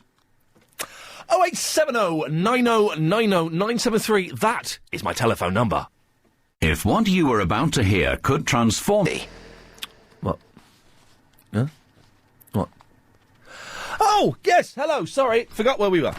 Here comes Agent Chris. Good afternoon, Professor Agent Chris. Afternoon. Thank you, sir. Mr. Lee, I have converted my family and friends to your show. I feel a personal shame that you are not your normal rude self. My day is passing very slowly. I can see every second ticketing past. It's ticketing past? Slowly. Oh, so very slowly. Please, Iain, stop this now. Oh, that didn't work. Good afternoon, Mr. Lee. With regards to Munters, Ronaldinho from Brazil and Barcelona is well ugly. He's got the whole piranha teeth thing going on. Some more Munters for you. Shane McGowan, Jade Goody. Sarah Jessica Parker. Yeah, she's a Munter. She's definitely going on that list. I don't get the Sarah Jessica Parker thing. My favourite one from Sex and the City was the old one who was really dirty. Samantha, yeah. Letitia Dean, Rick Waller, Paul Scholes and Elton John. A lot of people saying Elton John. That's from Chris in the Amazon. Yes. Maritza is in the Palmer's Green. Good afternoon, Miss Maritza. Good afternoon. A very good afternoon. A very good afternoon to you, yes. And it's not Palmer's Green, it's Palmer's Greek. Yes, I believe that to be the case. I'm very familiar with the layout of Palmer's Greek, yes. Yes. Very nice. Excellent places to eat there. Yes. Yes. Where have you been? I've been to the burger bar on the corner, and then they got it's not Kentucky Fried Chicken, but it's from that region in America. It's Dixie or Mississippi Fried Chicken. Yes. It's more interesting than the Muswell Hill. No, it's not. Muswell Hill's in the news today. Colney Hatch Lane. Apparently, there's a leaky pipe down there, which means I have to detour my journey. Their Sainsbury's is very, very polite in there. Very polite in the Sainsbury's. It's one of the most polite supermarkets in London. Yeah, but I don't. Muswell Hill, of course, as we know, is better than Palmer's Green. Let's not get too regionalist. Oh no, it's more interesting. It's more multicultural. Muswell Hill is, yes. Muswell Hill is boring. No, if there were a fight between the two regions, you'd beat the cack out of us because it's quite rough where you are. Yeah, we're very tough. Quite rough in Palmer's Green. Yeah, and why did you leave Oakwood and Southgate? Because I stopped going to college there. Is there a point to this phone call? Sorry? Is there a point to this phone call? Yes, I'd like to hear it. Yeah, I'm just interested in your background because I like your photograph. Yes. On the LBC website. Yes. Now, you look attractive like the other presenters, as you're talking about beauty today. Yes. May I ask, are you ugly? No, I've been told I'm the opposite. I'm Mediterranean background. Ah, c'est I think Mediterranean people are beautiful. Aren't they all 100% of them? This is. You see, that's why so many English women leave this country. Yes, don't they just? And go to Greece. Is there find Greek I men. think there was only one woman did that, the Shirley Valentine. No, there's many more. How many more? Yes. Thank you. Yes. Well, Jackie Onassis is regarded as a beautiful woman. Yes. I don't know what you're talking about now. Well, anyway, you're talking about beauty. Now, beauty is not in the eye of the beholder. No, it's not. It's in the face. It's in the face, yes, yeah. Yes. Now, did you know that in London there's an agency called Ugly? I did not know that. Yeah, there are agencies who actually take on ugly people. They're called character actors. Dustin Hoffman's a character actor. Yeah, and they use them in advertisements. You see them on billboards. Freaks. And they've got, freaks, right. Freaks. So if any of your listeners, I think, they could apply to this agency. If they're ugly, they could join. Well, stay there, Maritza, because I think we've got Maxine in the Paddington. Hello, Maxine. Hello. Do you know what Maritza's banging on about? Because I haven't got a clue. To be honest, I haven't got a clue, but, yes. I think she's trying to pick you up there. I think there's I think she's asking for a date. Maritza, is this the case? No, I'm not asking you for a date because I'm already spoken for. That doesn't mean anything these days. I know it doesn't. But Swingers parties happening everywhere, every weekend, apparently. I've yet to find one, but when I do, I'm there. Yeah. Do you have a Mediterranean background? No. Because you're very dark. No, that's makeup. I'm actually quite pale. Yeah, you see, I think women who wear a lot of makeup... Tarts. And then when you see them without makeup, Not tarty. that is really frightening. Yes. Looks really ugly. Yes. Maritza, Take them off. hello. Maritza, I think we've reached the end of our phone conversation. Now I want to put ugly people down. Abu Hamza. No, we haven't. Okay, Abu Hamza, yes, he's very, very ugly. Yes. Yes. What's her name? Maxine, we'll get to you in a second. I'm trying to end this conversation, but I don't seem to be able to. What? Who else? Camilla is awful. Yes. Camilla Parker Bowles. Where does she park her bowls? Her husband. Yes, Princess Charles. Yes. Yes. Who else is I don't there know. in that family? Don't know. She's taken hijack of the show. We're stuffed. We can't cut her off. We're stuck with her. Let's try again. You've forgotten to tell the listeners try at the again. end of the conversation. Yes. Thank you for sharing that with us, as they do on the BBC. Let's try it, Maritza. Thank you for sharing that with us. Yes. Take care. Yes. Lots of love. Thank you. Bye-bye. Bye, darling. Bye-bye. Bye-bye. She puts the phone down. Then is she? Put the phone down, my lovely. Yes, my lovely. Maritza?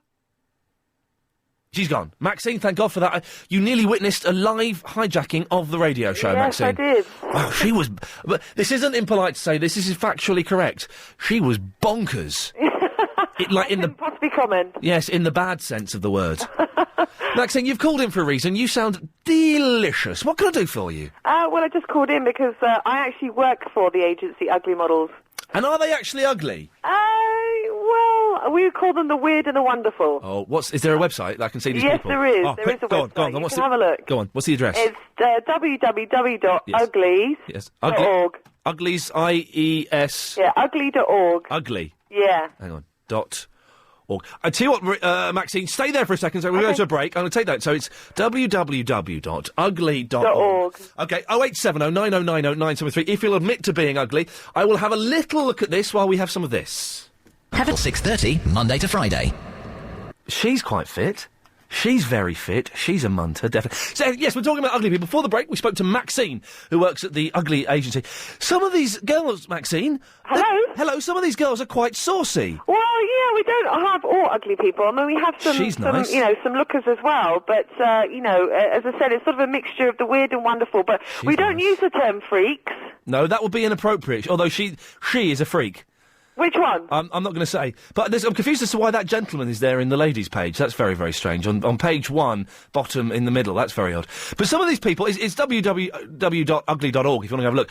I mean, so she is delicious. I'd ask her out for a date. Yeah, well, we do. I mean, the thing is that our agency is obviously not just, as you call them, sort of freaks or ugly people. I mean, they're also sort of ordinary people as well, but perhaps, are not... I've gone to the cool blokes enough page. to be, like, supermodels, so... No, Danny isn't cool enough to be a supermodel, is he, bless him? Oh, he's a nice guy, Danny. I'm sure they're all lovely, lovely people. Oh, gosh, look at this fella's eyes. Look at Joseph's eyes. No, but we've had some really we've got some really good models on our books, like one guy called Dell, who has done Calvin Klein campaigns, and he's only got about 3 teeth in the front. I'm going to go... Now, there's a heading here, girls, men, new faces and specials. What will I find if I click on specials? Oh, go into specials, go on. Twins, we, bodies, X-Files, thugs and bikers. Go into the X-Files. Oh, man, I'm scared. Have a look at Prince Albert, he's one of our favourites. Oh, I've just gone to Antonio, hang on. He's got about 500 piercings. Which one's Prince Albert? His name's not on the... Oh, she's nice.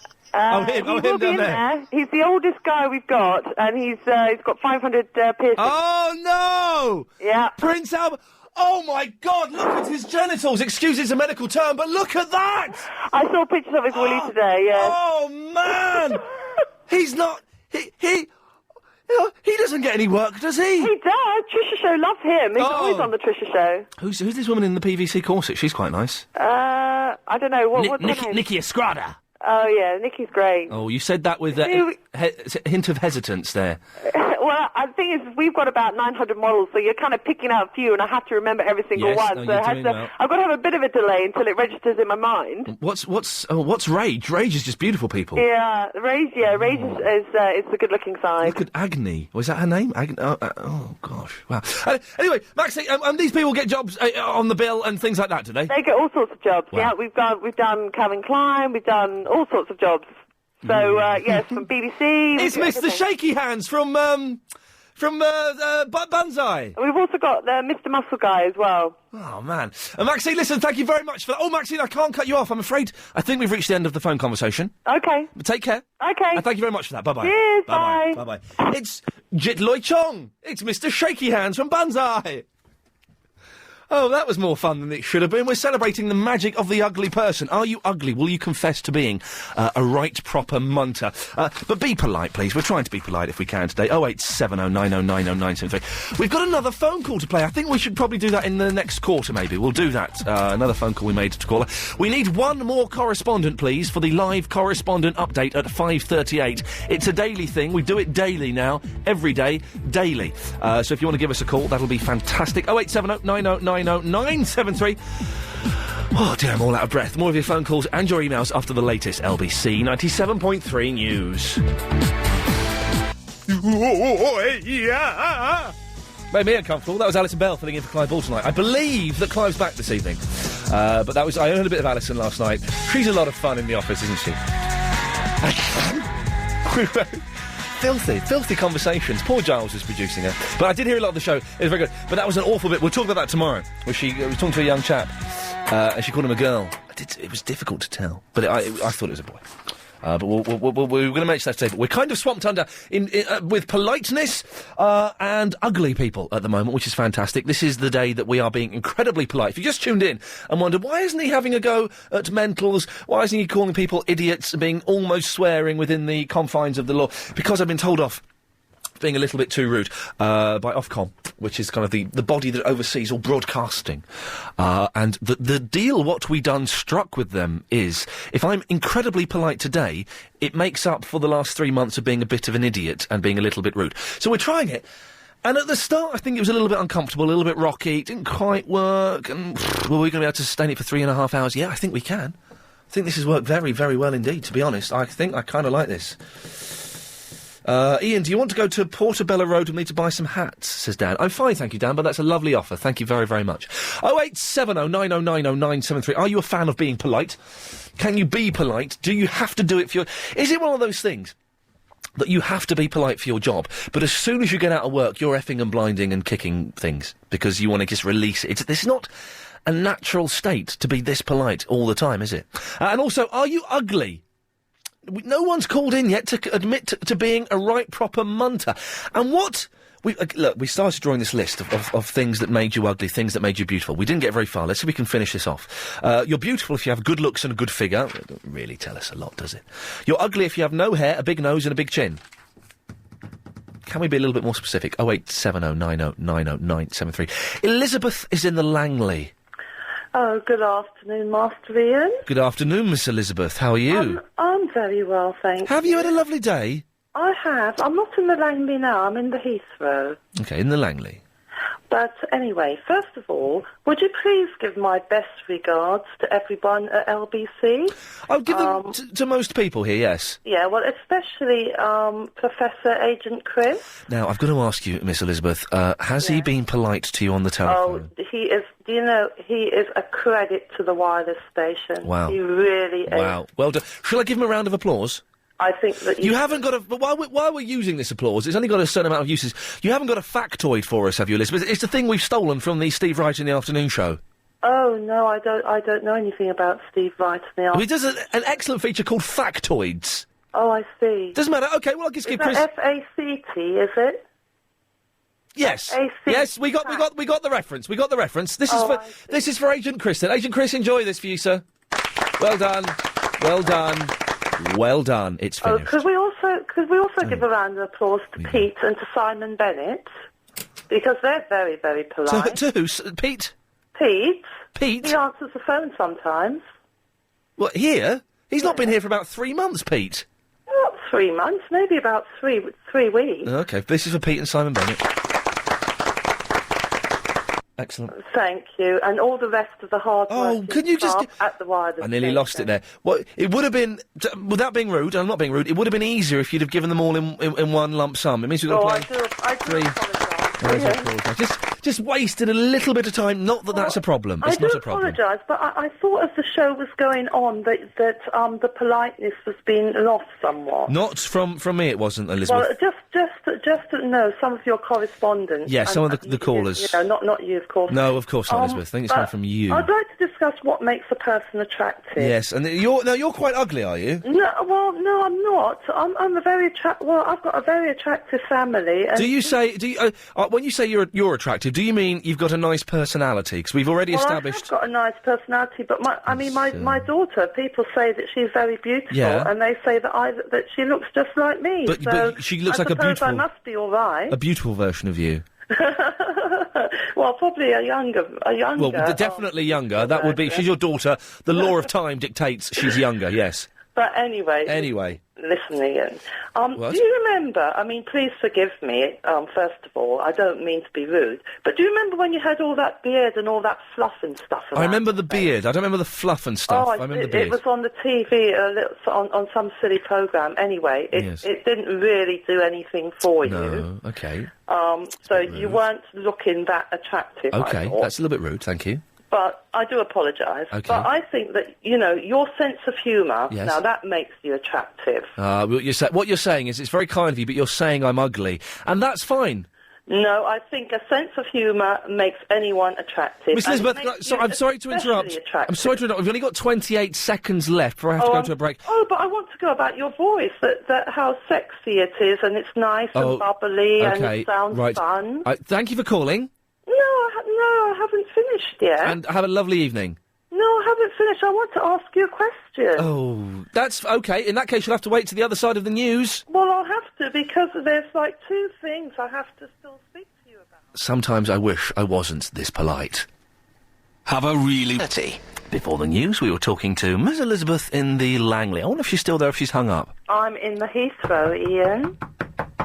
Yes, and you believe you had a question for me? Yes, I'm going to tell you very quickly because I don't want to monopolise this while. You sort of had a little bit. Well, I'll be very quick. But that's fine. About what makes people attractive, yes. Listen. Yes.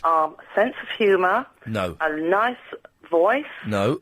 A smile that makes even the ugliest person attractive. Smile, I'll put that down. Unless they've got wonky teeth, though. And money. Money. Oh, you're one of those, are you? Well, no, I'm not one of those, but anyway, listen to ugly people. Boring people, they're ugly. Yes. Ugly people, they take themselves and other people seriously all the time. Yes. They're really ugly. Yes. People with no sense of humour, and people who scowl.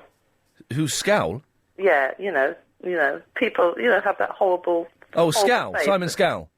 Scowl. Scowl. Simon Scowl. Scowl. Simon Scowl. Right, anyway, my question, Ian, You're not very listening, quickly. are you? Yes? May I respectfully ask you where that term munter comes from? Which munter? Steve Allen? When you first mentioned it, I Yes. thought that it may have been a Farnham Road expression. No. But then I heard James O'Brien use the same... Yes, he copies a lot of what we do on this show. He does... Oh, is that what it is? He but where does that... I'd never heard James that. O'Brien is struggling to fill the last hour. We've discussed this the other week. I can't remember. It just means ugly. It's a general... It's from the prisons in America. Oh, I've never been there. No, I've not done much time there, but I've done a couple of years, and it's enough to learn that I wear my trousers around my ankles, for various reasons, and the word munter means an ugly lady. Like Butters. All right, then. Yes. Okay, I've heard Butters. Anyway, Ian, I'll respectfully end this conversation Respect now is so due. that you can speak to some other... I'm going to speak to Alex in the Battersea next. Thank you very much. Thank you. Bye. Bye-bye. Lots of love. God, she's gone. Alex is in the Battersea. Hello, Alex. Good evening, Mr. Lee. How are you? Good afternoon, Mr. Alex. I'm very well, thank you. Fantastic. Yeah, sorry, was it Sally you were just speaking to? I can't remember. Elizabeth, was it? Is it Elizabeth? Yes. Elizabeth, maybe she wanted to know. Actually, munter, it comes from the G Wing of San Quentin Prison in San Francisco. There we go, you see. Where Johnny Cash recorded an amazing live album. Was he in San Quentin? He didn't do time there, but he'd recorded, for some reason, it's all very bizarre, he went and recorded, 3 brilliant live albums. He did tours of prisons, and Live at San Quentin is one of the greatest albums of all time. It's genius. Now, is it true that he was on some sort of chat show, and like he had been the first guest, and the second guest came on, and sort of, it's one of these ones where all the guests stay on. Yes. And the other guests, they were talking about education, and he or she said, "Oh yes, I went to Penn State University," and Johnny Cash goes, "Oh, I went to Penn State," and they went, "Oh no, my mistake, I went to State Penn."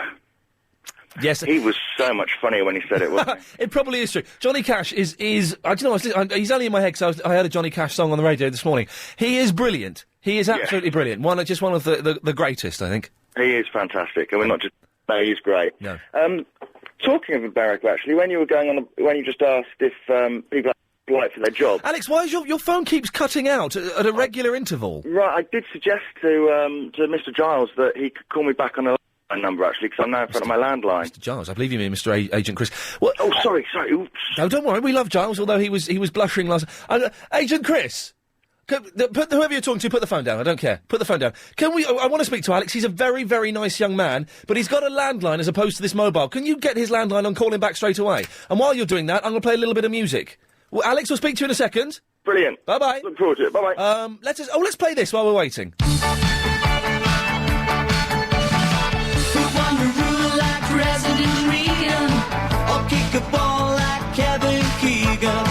Don't want to sit Barbara Woodhouse's desk. I'd like to see you try it with a Pupita cat. Penny Keith don't need me at the manor. I've no desire to marry Diana. Don't even want to paint lap and golf.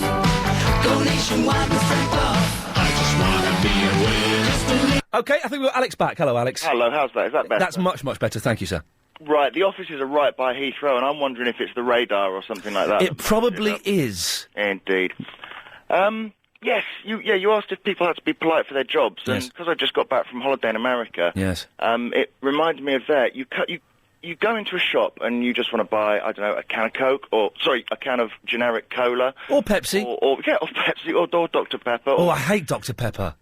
I'm not keen. It's just like sweet, sickly, syrupy stuff. Yeah, it's rank, Dr. Pepper. But people that like and cherry cola. I don't get cherry cola. Why mess with Coca-Cola? It's one of the finest drinks in the world. Indeed. I don't understand it myself either, to be honest. No. Anyway. And you always buy cherry cola by mistake because you're in a hurry and you just reach in, you see a sort of Coke thing. Yeah. You pull it out, you open it, you put it to your mouth, and then you realise... It's like vanilla Coke as well I didn't get. The Coke with the lemon was all right. That's okay, but, it was all right. Might as well just add a slice of lemon. Add a slice of lemon, yes. Instead of sort of, generic lemony flavour. Yes. Which is probably out of a, bottle. So anyway, you bought a can of cherry Coke by mistake in the States, you were saying? Yeah, no, I was just saying, whenever you go to buy something in the States, you can't just go in and just buy something and get out. No. You have to get the whole life story. Oh, man. They're so polite. Have a nice day yourself. Yeah, I'm sorry your mum's ill. It's great that your kid scored high in the SATs, and that's fantastic about your great-grandfather's record in the war, but can I please just have my magazine and go? Yeah. So, you can take it to extreme. Well, that's America for you. But they make up for it by starting illegal wars. Alex, I think we're reaching the end of the conversation. Thank you for your call, sir. It's a pleasure to talk to you twice. And yourself. Take care. Bye-bye. The reason I was bringing that to a slightly speedy conclusion is I want to speak to Tony in the Sunbury. Hello, Tony. Hello, Mr. Lee. Yes. How are you? I'm very well. Tony, yes. I want to tell you about my lucky week. Oh! Have you had a lucky week? Yes, on the lottery. Oh, what on earth has happened? Well, on Tuesday, when I checked my tickets, I had no numbers. Oh, well, that's not very I got a free go. Oh, a freebie. Wednesday, I got 4 numbers up. One £5. Fiver? Thursday... 4 numbers for a fiver? Got 4 numbers. Is this scratch card? Another 5 number. Is this No, Daily Play. The Daily Play? Yeah. I haven't heard of no such thing. Yes, it's on Monday to Saturday. It's the thick man's tax, isn't it? Yes, the lottery. Okay, so you won a fiver? Yes, I won a fiver on Thursday. Yes. Another fiver on Friday. And another fiver on Saturday. £15. And last night, I got another free go. Oh, this is fantastic. So what happened with the free? How much did you win with that? You get another ticket. Yeah. Free. And so the free ticket... Which is worth £1. I feel we're building up to the conclusion here, where you won an amazing prize on this free ticket. How much did you win on the free ticket, Tony? You don't win anything on the free ticket unless, of course, numbers come up. But I'm very happy, as a matter of fact, because my cat has been in most of the day today. What? But I lost him on the 12th of September, and I didn't know where he'd gone to, or she had gone to. Yes. And then all of a sudden, on the 5th of January, which is the day before my birthday, the cat came back to me. Really? Yes. Tony, it sounds like you're a bit of a winner. Yes, and... Tony, this song is just for you, my friend. Don't wanna sit, Barbara, what else is that? I'd like to see you try it with a Blue Peter cat. Penny Keith don't need me at the manor. I've no desire to marry Diana.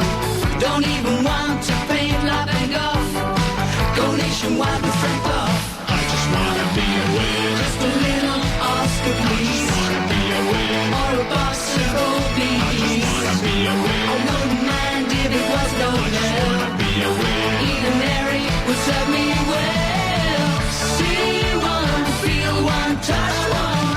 See one, feel one, touch one. Big quiz, big 30. Amanda has sent in a list of ugly people and the reasons why they're ugly. Let's do some of these. Marco in from Take That, your granddad with a hair transplant. Peter Andre is Fat Elvis. Camilla Parker Bowles, Grand National winner. Jodie Marsh, bad nose job, dull, dehydrated, sunbed skin. And Posh Spice, the evidence is all over today's newspapers. Meow, Amanda. 0870 9090 973. More of your calls after the news. 30. Yeah, I love potatoes. Jim Carver of The Bill, stroke EastEnders, is a munter. It's hard to tell which show you're watching, as he's exactly the same in both. I get all... A lot of people have gone from... They used to go from EastEnders to The Bill, and now they're going back the other way. There's a big crossover there. I get all confused when he's making a play for the Rosie Woman, as I think he's married to June Auckland. But he's an ugly LBC, whatever show he's in, says Jane. Ian, I'm trying to be less bitchy this year, but I do wonder why Seabiscuit and Sarah Jessica Parker are never seen together. And also, have you noticed that in her publicity shots lately, the wart on her chin has gone? Where is it? Who has it now? Says Karen. Karen's in the Boreham Wood. Hello, Karen. Hello, how are you? I'm fine, thank you. How are you? I'm very well, thank you. Are you enjoying the politeness of today's show? Well, I am, but I wanted to say that I don't think people are beautiful from their looks. I think they're beautiful from what comes inside of them. What? That's an odd way of phrasing it, but I take your point. You're wrong, but I take your point. No. From what's inside of somebody. Yes, you you're can wrong. be beautiful, and you can be very ugly on the outside, but very beautiful inside. You're wrong. Why? OK, Mother Teresa. Yes. Very helpful, lovely woman inside. She was a munter. But she was an ugly woman. Let's be honest. She was, but she did some amazing things. But physically, she was ugly. No, because you see a beauty far beyond that when somebody is wonderful. No. I think so. And that woman who said that you're not lovely. Yes. I have seen you in the flesh. Yes. And I think you're gorgeous. Hello? Have you been now, Karen, have you been drinking today? No, I've been at work. Ah, so you're just tired and emotional, I understand. I'm tired and emotional. I've been waiting to speak to you all day. Now, you can understand, though, I am an acquired taste. No, I think you're quite lovely, and everyone I've shown those pictures of you in Lapland, they say, oh, he's better looking than I thought. Thank you. Are you still with that fella of yours? I am. That's a goer, is it? That's going to run and run. Goer, that's okay. That's a shame. Okay, Cool. I just thought maybe that might be petering out, and you were looking for another rock to harbour your boat. Why are you offering? It's gone terribly quiet. It has gone quiet. I think we should move. Karen, I believe we've reached the end of the conversation naturally. Probably. Yes. Probably. I will send you those pictures. I will. Yeah, you keep saying that, but I'm suspicious. I'm going to stick them in the post today for you. Bless you. Okay. Take care, Karen. Have a lovely evening. Bye-bye. Bye-bye. Bye. Bye-bye. Bye-bye. You have to put the phone down, Karen. She's, oh dear, I can't cut her off. No, I'm not going. You have to put the phone down. I can't cut you off. Oh, okay. I can't cut you off. Oh, all right, then. It would be rude. Oh, okay. Well, say goodbye and blow kisses or something, and then I'll go. Bye-bye. Bye-bye. Mwah. Wow. Bye. Bye. Wow. Did I... Let me just think for a second. Did I fall in love a little bit there? Hang on. I think I did. Don't forget, after 6 o'clock... with the extra bonus half an hour that I don't get paid for, and Agent Chris is not contracted to do. And by the way, thank you. Agent Chris showed me a couple of the emails he's received supporting him, genuine emails, saying it's a shame you don't get paid for the last half an hour and they don't think it's fair. So well done for all those people who send those in. You're absolutely right, but there's nothing we can do about it at all. Absolutely nothing we can do about it at all. So yeah, after 6:30, we should be taking your calls straight to air, and we do have an MP3. We need to get the email from who that MP3 is from. I can't remember. Have you got it somewhere? It'll be in the file when. Someone sent in Uglies. This is Michelle, who sent in a picture of her in the snow, which was very nice.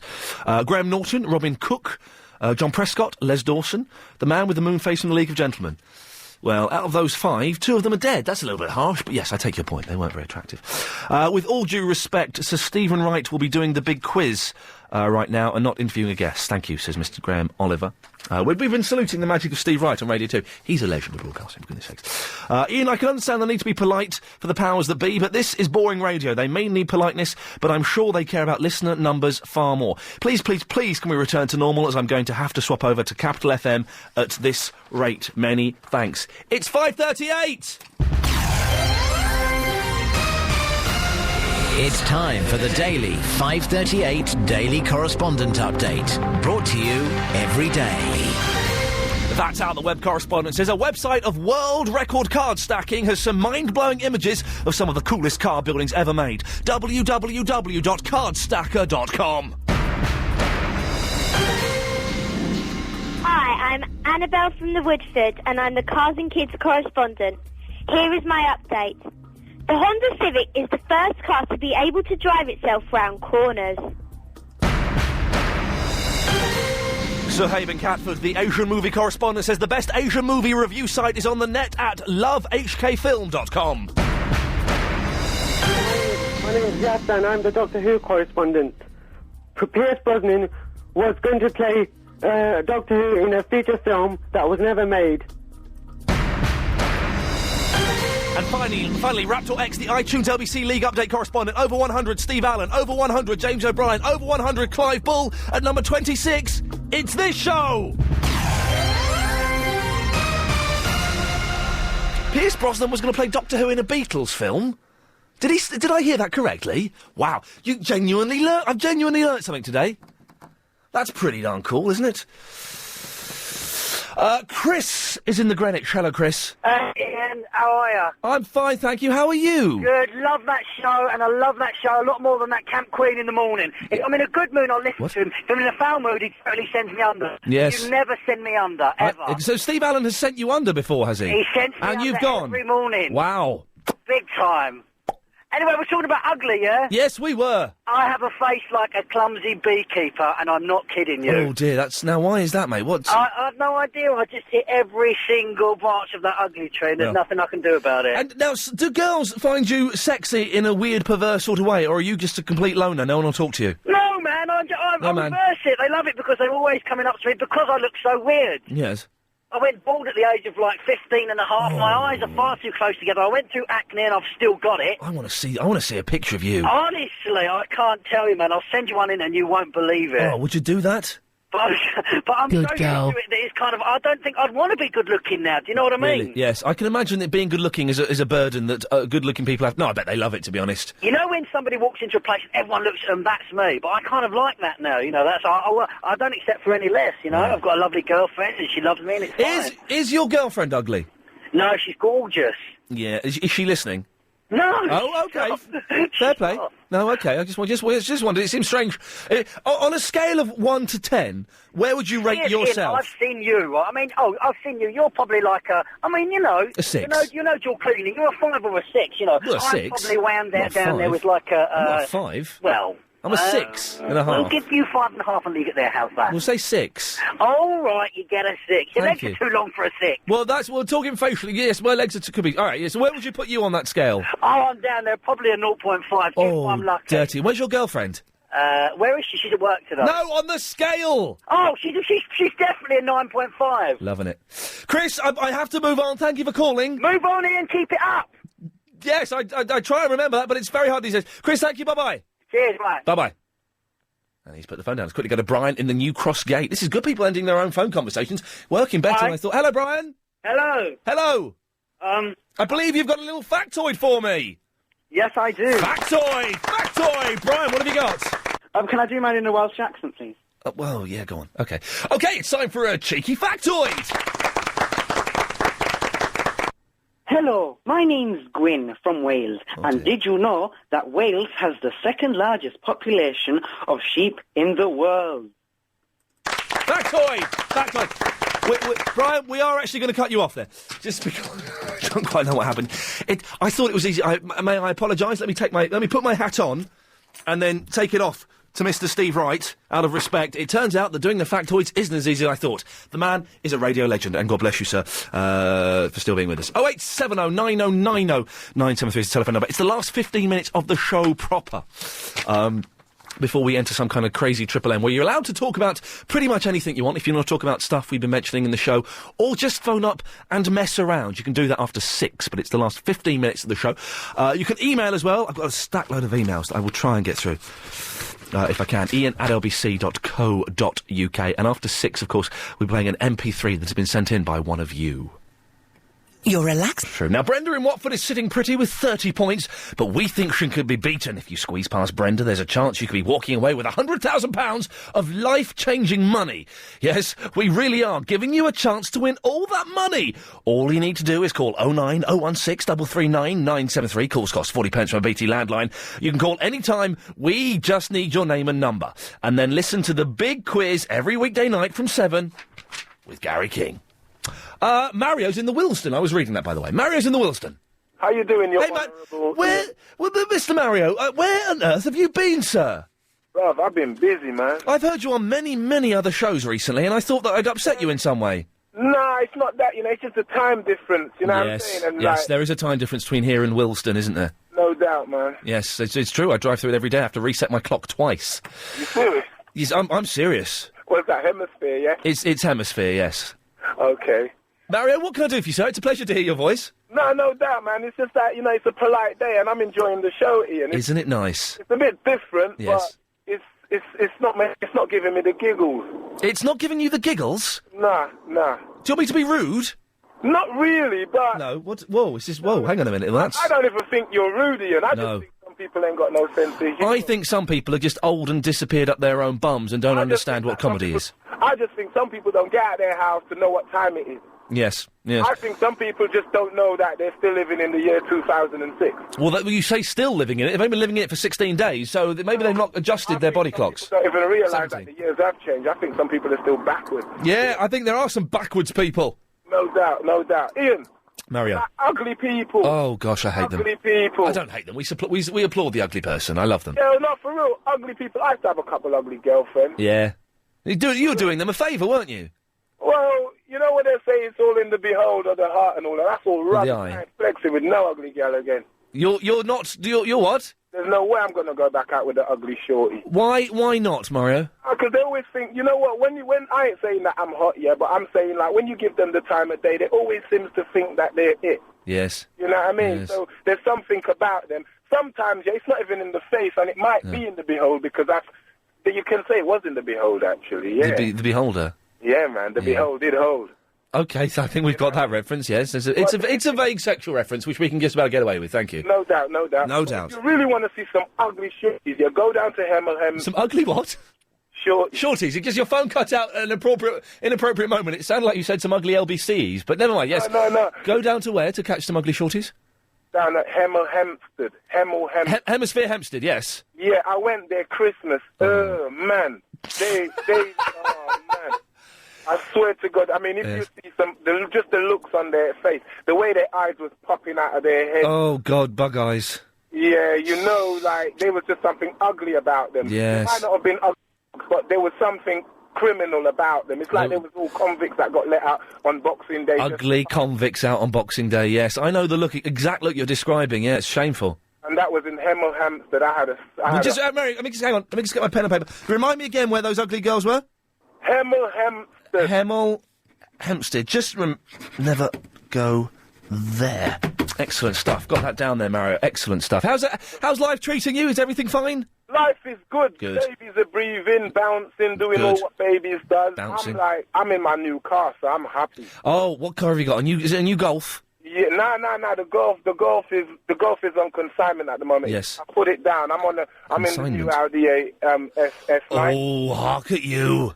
Yeah, man. Yes. I'm fat right now. I'm in it right now. PH. I feel good. Yes. I feel big. Oh. I feel big. You know what I mean? Unfortunately, I do, Mario. Oh man, this is grown man stuff, man. The Audi S line, Yes. man. Believe. Yes. Yeah, man. Mario, we have to move on as I have to go to Gary in the Marylebone, but I can't cut you off. Would you bid me a fond farewell and disappear? And definitely, and you have a wonderful rest of the evening. And hopefully tomorrow we'll make you giggle, sir. Definitely, and it was always a pleasure talking to you, sir. Always a pleasure talking to you.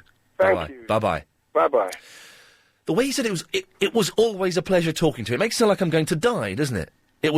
Ian, it was always a pleasure talking to you. What? What's happening?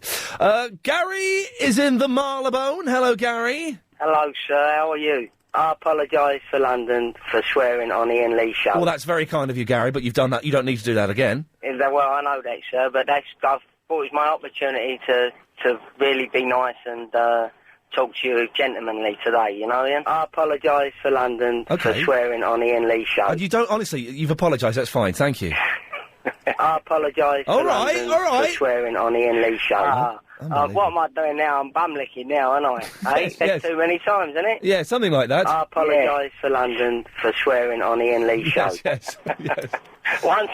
Gary, One quick thing. Gary, one quick thing. You can't really say bum licking either. No, okay. To be honest, just to clear up that point as well. Can't really. That point up, yes. Yes, that's a borderline swear. But just so you know. Good job you've writed that one out. Yes, exactly. Go on, excellent. one more time then, go on. Oh, why don't you do me a live one? Go on, I apologise to London for swearing on the Iain Lee show. Do it in stereo. 1, 2, 3. I apologise to London for swearing on the Iain Lee show. No, do it at the same time. Here we go. 1, 2, 3. I apologise to London for swearing on the Iain Lee show. Now, you're taking too big a pause between apologise and for swearing, OK? You ready? Look, come on. 1, 2, 3. I apologise to London for swearing on the Iain Lee show. Gary, thanks very much. Take care. Bye-bye.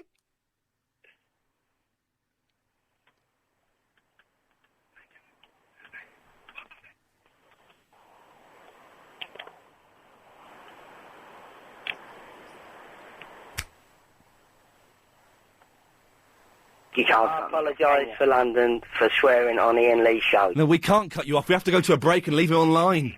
If you want to profit from 3 till 6:30, Monday to Friday. We've got a brilliant text. If Mario is so cool, why does he listen to an old woman's radio station? It's a darn good point. Gary, you still there? I am. We can't cut you off. No, I know that. Yeah. I'm going to have to just rely on you to do the gentlemanly thing and put the phone down. Well, now you've got to apologise for me for trying to mug me off. For trying to watch you off? Trying to mug me off, keep making me say I'm sorry. Well, you did keep saying it. Well, I only said it a couple of times. You're driving me mad now. Now, you apologise to me now. Gary, I apologise to you for trying to mug you off by repeating your apology and implying you were saying it live. All right then, mate. Take care. See you later, bro. Bye-bye. Bye-bye. There we go. That's how you do it.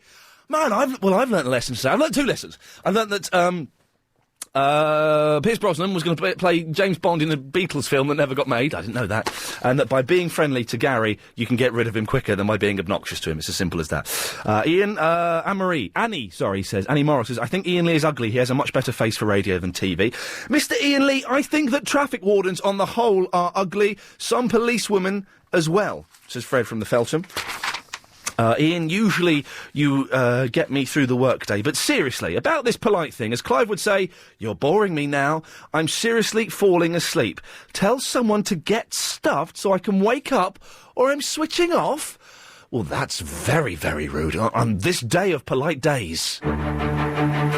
Now, if you've just tuned in, you've missed the day that we got told off by the Ofcom. It's some organisation that owns the airwaves. So I've had to be incredibly polite to everybody. The first hour, it was a little bit awkward. But it soon got better, and I'm beginning to think I might present every show like this.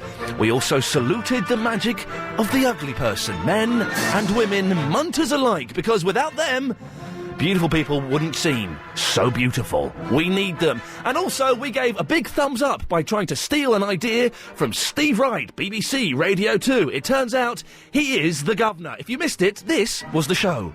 I want to give you a hug. If Ofcom don't like it, tell everyone else to just listen to Radio 2. All right, time for a chatty bit. Yeah, chatty bit. Chatty bit. OK, what was the favourite news story you've heard discussed on this show by me? About the Muslims saying that they weren't allowed to have gay people in their religion. Take care, lots of love. What a lovely, lovely man. OK, factoid, yeah. OK, did you know that fish live underwater? Yeah, I know, it's true, it's a factoid, it's true. And that was Tuesday the 17th of January, my gift to you. Nice, and that's kind of the show finished proper, but we've got a bonus half an hour director's cut extra unseen footage, which is coming your way. After 6 o'clock, we take your calls straight to air. There's no screening, you just come straight on the air. No swearing, please, because we have a 7-second delay. You'll get dumped, the swear won't be broadcast, and you'll be blacklisted from calling the station ever again. And that includes the big quiz with Gary King. Also, we'll be playing an MP3 that Mick in the Worcester Park has put together. Let's just say he's not got the best singing voice, but he's got a heart of pure gold. Give us a call, 0870 9090 973. Call and be live on the air on an old woman's radio station. Hello, you. Good girl. Yes, that's for Heather Jingles. Good girl. Now, put the biscuits down, they're not yours. It's the last half hour of the show. It's, whatever happens, happens. We're taking your call straight to air. A little bit later on, we do have an MP3 that Mick in the Worcester Park has put together for us. Bless his little cotton socks. If you want to carry on talking about what we've been talking about, pleased to meet you. Be it if you want to talk about being polite, whether you think me being polite is a better way of doing the show as opposed to being an obnoxious little so-and-so, or ugly people. What makes someone ugly? You can talk about that, or you can just phone up and mess around. 0870 9090 973. Not mess around, do good stuff. Heather Jingles is here, and he wants sparkle. I'm afraid I don't really have much sparkle. I have very little sparkle in my life. Okay, let's show you how good this is. Let's go straight to line one. Line one, you're live on the radio. Oh. No, just let me talk. You normally bore me to tears because you're so horrible to people.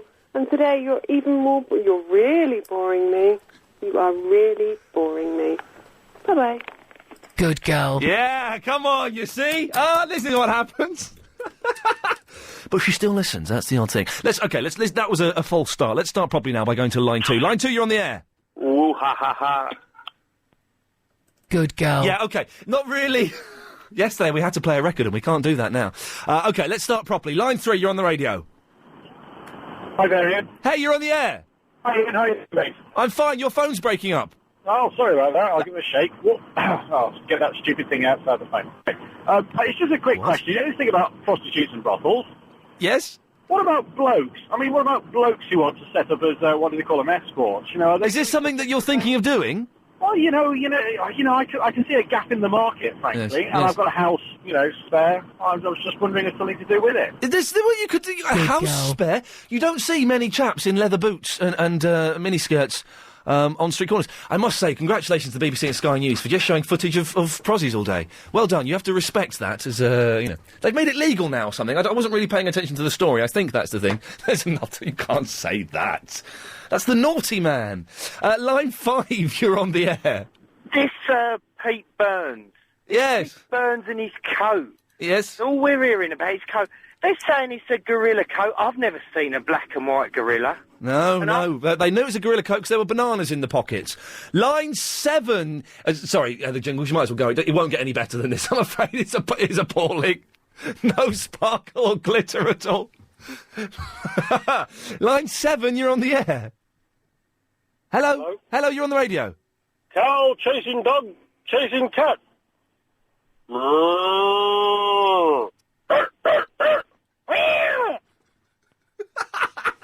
Now it's picking up. Now we're back on track. This is good. Line 9, you're on the radio. Hi, Ian. Hey, man, how's it going? Okay, thanks. I was just going to say, if you got rid of the corner shops, where would you get your bus pass? You get it from the newsagents. I'm guessing would be the place, wouldn't it? No. Okay, I'm wrong. Well, never mind. 0870, he's of course referring to yesterday's show. He's only 24 hours late to make that comment. Line 8, you're on the air.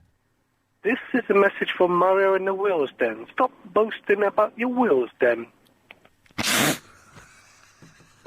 I love it. People are weird, aren't they? I love the people. No, I hate people, but they're weird. Line 2, you're on the air. Hello, Ian. Hello. My name's Joe, and I'm butt ugly. Hello, Joe. I'm butt ugly, mate. What's it like being butt ugly? It has its downfalls. Yes. Never pull a bird. No. And lots of other different things. Yeah, it sounds like it's hellish. I look like the back end of a bus. Yeah. You know why? I'm a little bit worried, but go on. Well, I was a boxer for 9 years. Cauliflower ear and thingy-bob nose. Flat nose. Flat nose. Were you any good at being a boxer? Not really, no, that's why I'm so ugly. Oh, mate, never mind. Good girl. Taking a call straight to air, 0870 9090 973, line 6, you're on the air. Oh, hello, Ian. I listened to Alison Bell last night, and I thought, oh, Alison Bell, you're amazing. Yes. I think Alison Bell should be on every night. Yes. Now, you know we're being polite to the callers today. Oh, I know. Well, we have one or two callers, one caller in particular that's banned. And someone emailed in saying, this caller that's banned, I think his name's Ben in Hemel Hempstead, because you're being so polite, is he allowed to call the show up today? And he is allowed to call the show up today. Oh, that's lovely. I'm actually his friend. I'll just pass you over. Hello, It's Ben from Hemel Hempstead. Yeah, Ben, sorry, I don't know if you can tell. I was talking to your friend there. You are allowed to call the show up today before 6 o'clock. I'm afraid after that we have to cut you off. 0870 9090 973 is the telephone number. Oh, bless him, he's only a kid. Let's do one more before the news if we can. Line 6, you're on the radio. Hi, it's Cal here. Hey, Cal. Got to talk about ugly people. I just came back from Dublin. Yeah. And I was at the airport and I was just sitting there having my muffin and looking around as I normally do, and these ugly people she just started talking, saying, "Oh, I wonder, why is he looking at me? Why is he looking at me?" Yes. Well, I'm not looking at you. You're really not ugly. You know what I mean? Yeah. That's the first point I wanted to make. And the second thing is, second thing, I've got a little assignment for you. I don't know if you're up for it. No, I'm not really, but thank you. But that was the first point I want to make. What? Just some random words said really quickly. Good point. We'll take a break for a second. 0870 9090 973. After the news, we'll play the MP3 that Mick in the Worcester Park has sent in. We're asking you to send in your little bits and pieces you've put together. We'll play the best one again at the end of the week. And we're also taking your calls live to air. 0870 9090 973 is my telephone number. With British Airways. OK, we've been asking you to send in your MP3s and bits and pieces. You can email them, ian@lbc.co.uk, or you can send them on CD. Go to the LBC website and look at my page. It tells you how to do it. It doesn't need to be songs. A lot of them have been songs, that's fine. But songs that you've put together, please. If a song that you think I might like, you just send that in, I'm deleting them. I'm not even bothering listening to them, so we're getting too many. Anyway, Ian, I was at work last night and heard that song that Marcella did to the Pussycat Dolls. Well, anyway, I came home and did something along the lines of baggy trousers. If you don't play it, that's cool. I definitely can't sing, but have a listen anyway. This is from Mick in the Worcester Park.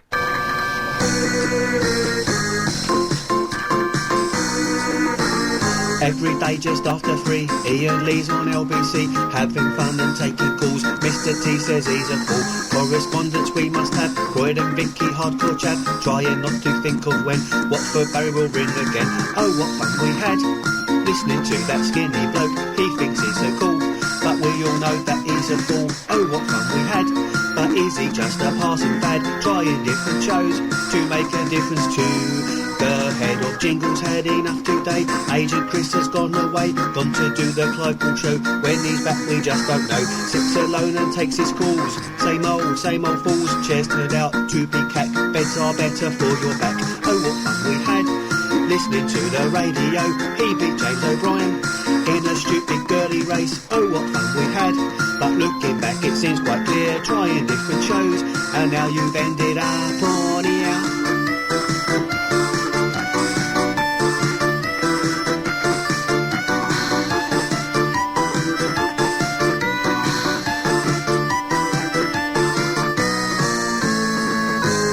Lots of rubbish, lots of cack. Freesbing, Daisy, Sampson back. We all know it's just not fair. Taking calls straight to air. Ian Lee on LBC. You'll find him just after 3. He goes on till just gone 6. Look on his website for his pics. Oh, what fun we had, listening to that skinny bloke. He thinks he's so cool, but we all know that he's a fool. Oh, what fun we had, but is he just a passing fad, They're trying different ways to make a difference to the days. Love it, love it. Nick in the Worcester Park. Excellent stuff. Da, da, da, da. Excellent stuff, Mick. Well done. Thank you very much for that, mate. Superb. Sound quality wasn't brilliant. It could have been a little bit better, but the vocals. Yeah, well, you said you weren't a singer, but superbly put together, well written, very funny. Thank you very, very much for that. Bring Daisy Sampson back, dearie mate. Okay, taking your call straight to Line 2. You're on the radio. Just coming up to 6:20 on BBC Radio London 94.9. Kath Blandy, Eddie Nesta, online, on radio, on TV. It's real life. Thanks very much. Oh dear, it's fun, isn't it? Where should we go to? Line 5, you're on the radio. Good day, this is for all homesick Aussies in London.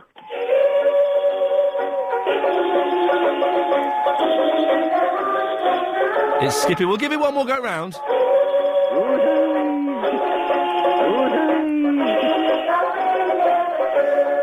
Thank you very much for that. 08709090973 is the phone number, taking your calls straight to air. Don't say anything naughty, because we'll dump you. It won't go on the radio, and you'll be blacklisted from phoning the station. Line 2, you're on the air.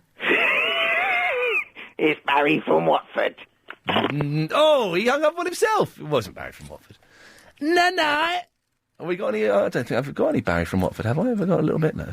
Oh, it's up there, is it? Oh, we'll find it later. If I was only... Oh, here we go. Good girl. Line 5, you're on the radio. Ian? Hello? Hello, darling. I just wanted to phone you and tell you how wonderful I think you are. That's very kind of you, Mum. Thank you. I think you're fantastic. I did send you an email Yes. last night. Yes. Dee from Croydon. Yes. And you sent me a lovely reply. Yes, bless you. And what the hell's happened today, then, that you can't be like you were? Because I only found you yesterday, and it Yes. was hilarious, and then... Today was rubbish. Yeah, no, I was laughing as well today, actually. But in a polite way. Yeah. We just got told off for being too rude. But the thing is, we've been very polite today, overly polite, so tomorrow we can go back to normal. We just needed to satisfy them once. Yeah, well done. Bless you. Yeah, that's brilliant. Keep up the good work. It's fantastic. I'm so pleased I found you. Oh, I'm glad I found you again, Mum, and I'll come over at the weekend and cook you dinner. Bless you. That's very kind of her, isn't it? Line 2, you're on the radio. Hi, it's Abby from the South Kent. Please don't do this again. Don't do what? The whole politeness thing. Oh, did you not enjoy it? No, Oh, but did you not think it worked, Miss Abby? not really. Why did you say Jerry on your screen? Oh my God, that's from last night. Should I not have mentioned that? I called in Alison Bell and she wouldn't call me Robert, so I asked her to call me Jerry instead. Why?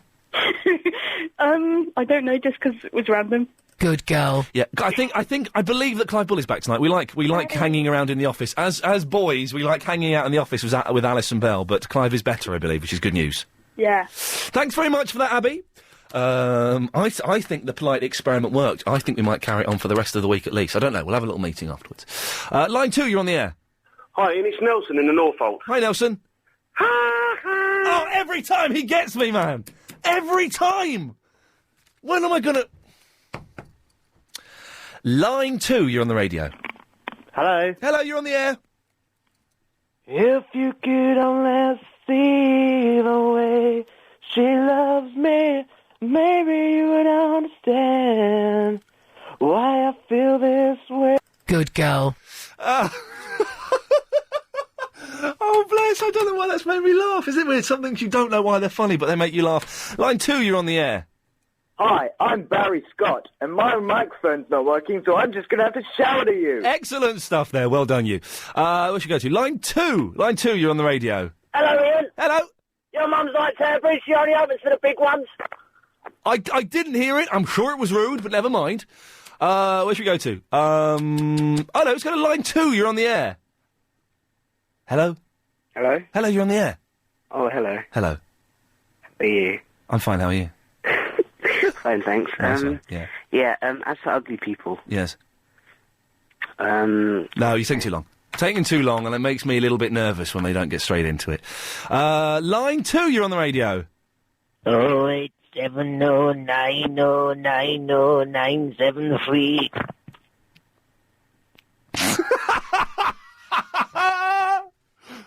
Oh, line 2, you're on the radio. Is that the Lee? Yes, it is. You're on the air. Hello, my name's Elliot. Can I do an impression, please? Yes, of course you can. This is an impression of a cow giving birth to a cat. Okay. Meow. Excellent stuff there. The new Michael Yarwood. We've got time for at least one more, maybe two. Line 2, you're on the air. Last night I said to my girl, where's my dinner? Excellent stuff. A Beatles parody, always topical. 41 years after the release. Let's get one more in very quickly. Line 2, you're on the air. Hello? I don't know if you saw, I'm ugly, and I'm old, and I'm staying indoors, and I'm really gutted that now you're being nice to people. What's going on? I know, just for today, we might be nice for the rest of the week. What do you think? No, don't do it. Oh, I think maybe we should. No. I'm staying out of everybody's way, like you told me. No, come and hang out with us. But I'm old. Well, we like the elderly now. Is it all right now? Yeah. No, I preferred it when you didn't like me. Ah, you see, you want to be hated, don't you? Of course I do. Yes, you see, that's the problem with old people, they want to be hated. There's your lot. 7, it's the big quiz with Gary King. Later on, 8, Clive Bull is back into house. But coming up next, it's Sandy All Nightly News. I'll see you tomorrow at 3. This show is completely transparent.